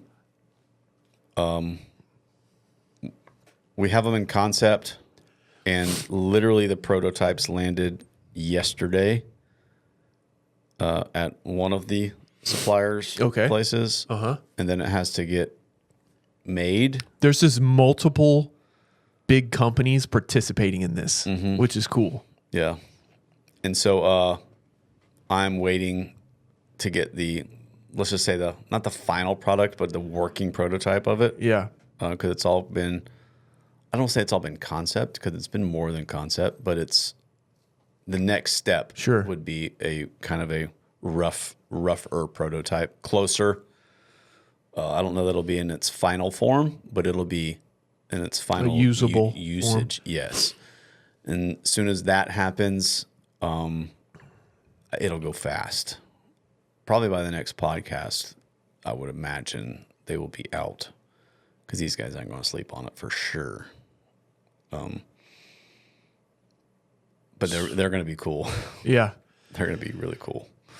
Andy Patrick's probably going to text you as soon as this comes out and ask you how much money. I don't care what it is. I want some. He wants to prepay. I call these guys occasionally just to run ideas by them and products by them, and you kind of gauge their excitement level a little bit off of, So you've told a few people about this? well, these two that I'm speaking about. Okay. These are dent guys? No, these are, The tool makers. yeah. Okay. And Yeah. sometimes they're like, yeah, okay, I see. You know, they're kind of like uncertain. Sure. But when they're geeking out as hard as they are now, you know, it's like, oh, okay, This might be these guys a are big deal. These guys are veteran tool makers. They're not, you know, they've seen it all. Yeah. So when they see this coming and they're excited as they have been, you know it's going to hit hard. So I imagine this will hit hard. I'm hoping it'll hit Yeah. hard. I don't want to hype it up more than it should be. Maybe I'm way off, but We'll find out. we'll find We out. always will find out. The market will tell us. It'll tell us, yep. if it's good or not. Yep. That's just the you put it out there We'll see what happens. and let's see what happens. Okay. Anything else you want to talk about before we bring it home? Nope. Thank you to our sponsors, PDR Expo. We'll see y'all there this September at the Rio in Las Vegas. Black Plague. Last few videos I've made videos using the Black Plague straps with the Kiko K-Power. To me, those are the best. That's the best thing to use on the K-Power are the Black Plague straps. Do you agree? Have you thought about it? It's situational. I feel like they hold better. I feel like there's less opportunity for failure, and I don't know. I like how long some of them are. You can put so much glue on there to minimize the failure, and then the wide ones, just load them up with glue. I feel like I have less. They can hold more. I don't know what it is about the fabric versus the plastic of tabs or tab straps, which I use them all, but I'm just saying, like, I love those Black Plague things. Yeah. And I like the fat tab straps. The wide. Yeah. The wide tab straps. But I like I'm telling you, I like those Black Plague straps. Those are my favorite. They just have to fit the panel. Sure. Like it has to fit right. If it's a panel that kind of contours in, Yeah. then they don't really, to me, make What do you like? It's a concave situation? like a quarter panel going to a wheel arch. Uh-huh. That would be that. Okay. And it'd feel like it. I don't know. It might be weird. It's a little weird for me. If it's where Yeah. that doesn't matter, where it's kind of a little bit convex, then it's great. Yeah. I can see that. I like them. I have them. Yeah. I just go between those and the tab straps. Yeah. Yep. And then Mobile Tech RX. I had this was a first. I had someone reach out to me for an estimate. It was a Dent. You can tell me if this was you. It was a Dent, looked about like that, and it was a Cherokee, Grand Cherokee, something like that, aluminum, and it looked stretched. So I said, listen, I'm probably going to be between $400 and $600 on that because it could be stretched and it's going to take a lot to fix that little dent, which if it wasn't deep, it would be way cheaper. And the guy sent me a picture of a Mobile Tech RX estimate, not the estimate, but just like someone went into Mobile Tech RX and lined up a price of dent, screenshotted it and sent it to that guy. And it was like $299 or something like that. And he's like, don't do it that way. huh? I know you do it. I email. You send him yeah. I didn't think it was you. But I was like, I'm impressed. Someone actually bid it with the software, but I don't think they bid it right though. They should have used more factors and whatever it took because I know a dent like that can take up half of my day easy. And it's like, I have to get enough money to justify a half day to spend on this, or else I don't want to do it. So I end up getting that job, and he was like, he wanted me to commit to, he's like, how about 400 cash? I was like, dude, I can't commit to a price. I haven't even seen it. I'm telling you, this is the range. And he's like, how about 500 cash? Would you commit to that? And I was like, I can't commit to any price. It might be less, it might be more, but I'm going to do a good job, and I'm going to have the equipment to be able to do this. And he booked with me, but that was the first time I was actually competing with somebody showing me a Mobile Tech RX price in it. That's good. Yeah. I mean, you still had to compete some on price. But I didn't compete on price though. No, yes, correct. I sold him on correct quality and, hey man, you're gonna have to trust me. I'll be fair with you. I just hate getting somewhere and having to raise the price. I would rather overshoot the price and bring it down in person than have to raise it. So like, and honestly, what happens is I rarely can raise it because I feel bad about it. So I just eat it. So I like to if you bid have it high and bring it back if I need to. If you have it in writing like that, like if you put whatever you have in writing, they're going to hold to you, like the customer. Oh, you said it was this much, and so if I'm not confident to give a price, if I want to give a range, yeah, I'll figure out my range, and I'll put my price at the top of the range. So say it was this is going to be between $600 and $800 for this dent. There's a few variables I don't know. I don't know if it's got laminate glass or if can I do. You mean on your estimate? On my estimate, estimate, make it the top. I'll make it. I'll say, listen, here's what I'm gonna do. I'm gonna hold it at the top, and then I go into notes, and then I'll put the range. Okay. And I'll say, I'm saving it at 800. I'm gonna go into notes and say, I'm pricing this between 600 and 800, so that they feel good that there is a range. Sure. That it could be less, but I'm not getting locked in to this low price, because let's just say I'm not here and one of my technicians is here and they show up and it's like, hey, he said it was 600. See the price? And maybe he doesn't, there's some ambiguity there about the notes or whatever. So right. I'll put it at the price and I can always reduce it back. But, or maybe I price it with the husband and the wife is picking up the car, dropping off the car, right? And there's some just unknowns about the price range. Yeah. And so I lock it in at the highest and put it in notes. Yeah. I wish there was a little bit. I don't know if this is Mobile Tech's fault or solution or not. I wish there was a different way to price a range like that. That's the only way I found to do that. If someone else has a better idea for giving a range, that would be.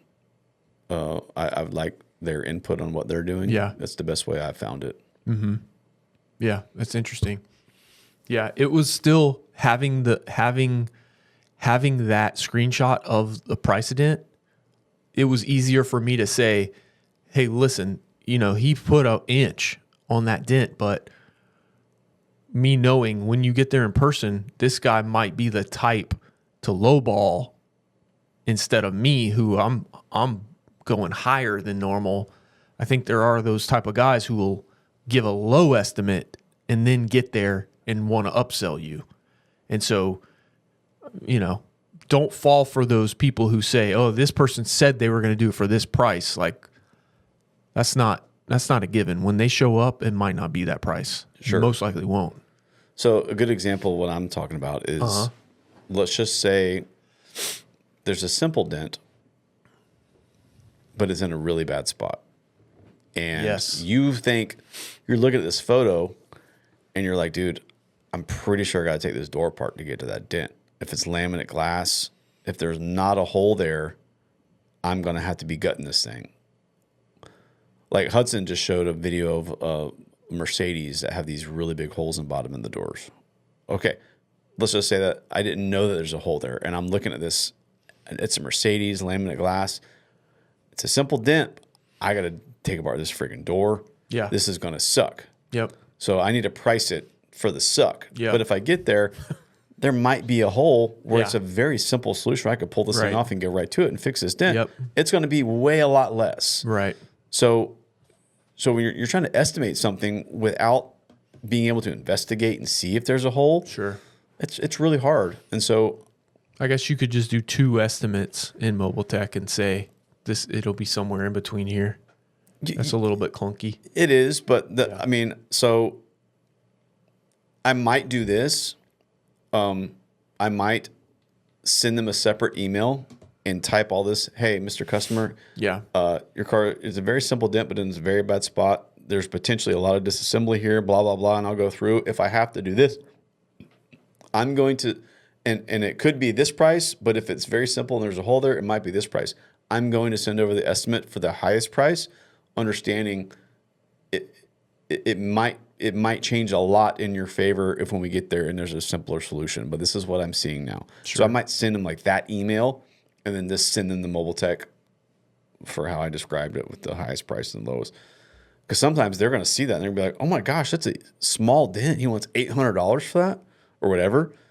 And they're not understanding that it's, and I do that in external notes. If I am going to type this thing, I do it in external notes so that they can see it when they Right. email it or print it off, that they're going to see that $800 and they're going to see, oh, but it could be as simple as $400, blah, blah, blah. Yeah, but you want to anchor them in the top price. I'm not even trying to anchor them. I'm just trying to me not be anchored. Sure. Right? I'm just trying to me not be hold to some sucky price. Right. That's like, Yeah. so Yep. Okay. Anything else? I'm good. All right. Well, see y'all next time. Remember, until next time, support your local Dent Slayer. That's right. The Dent Slayer, Matt Boyette. Thank you so much for being here. She's smooth, boys.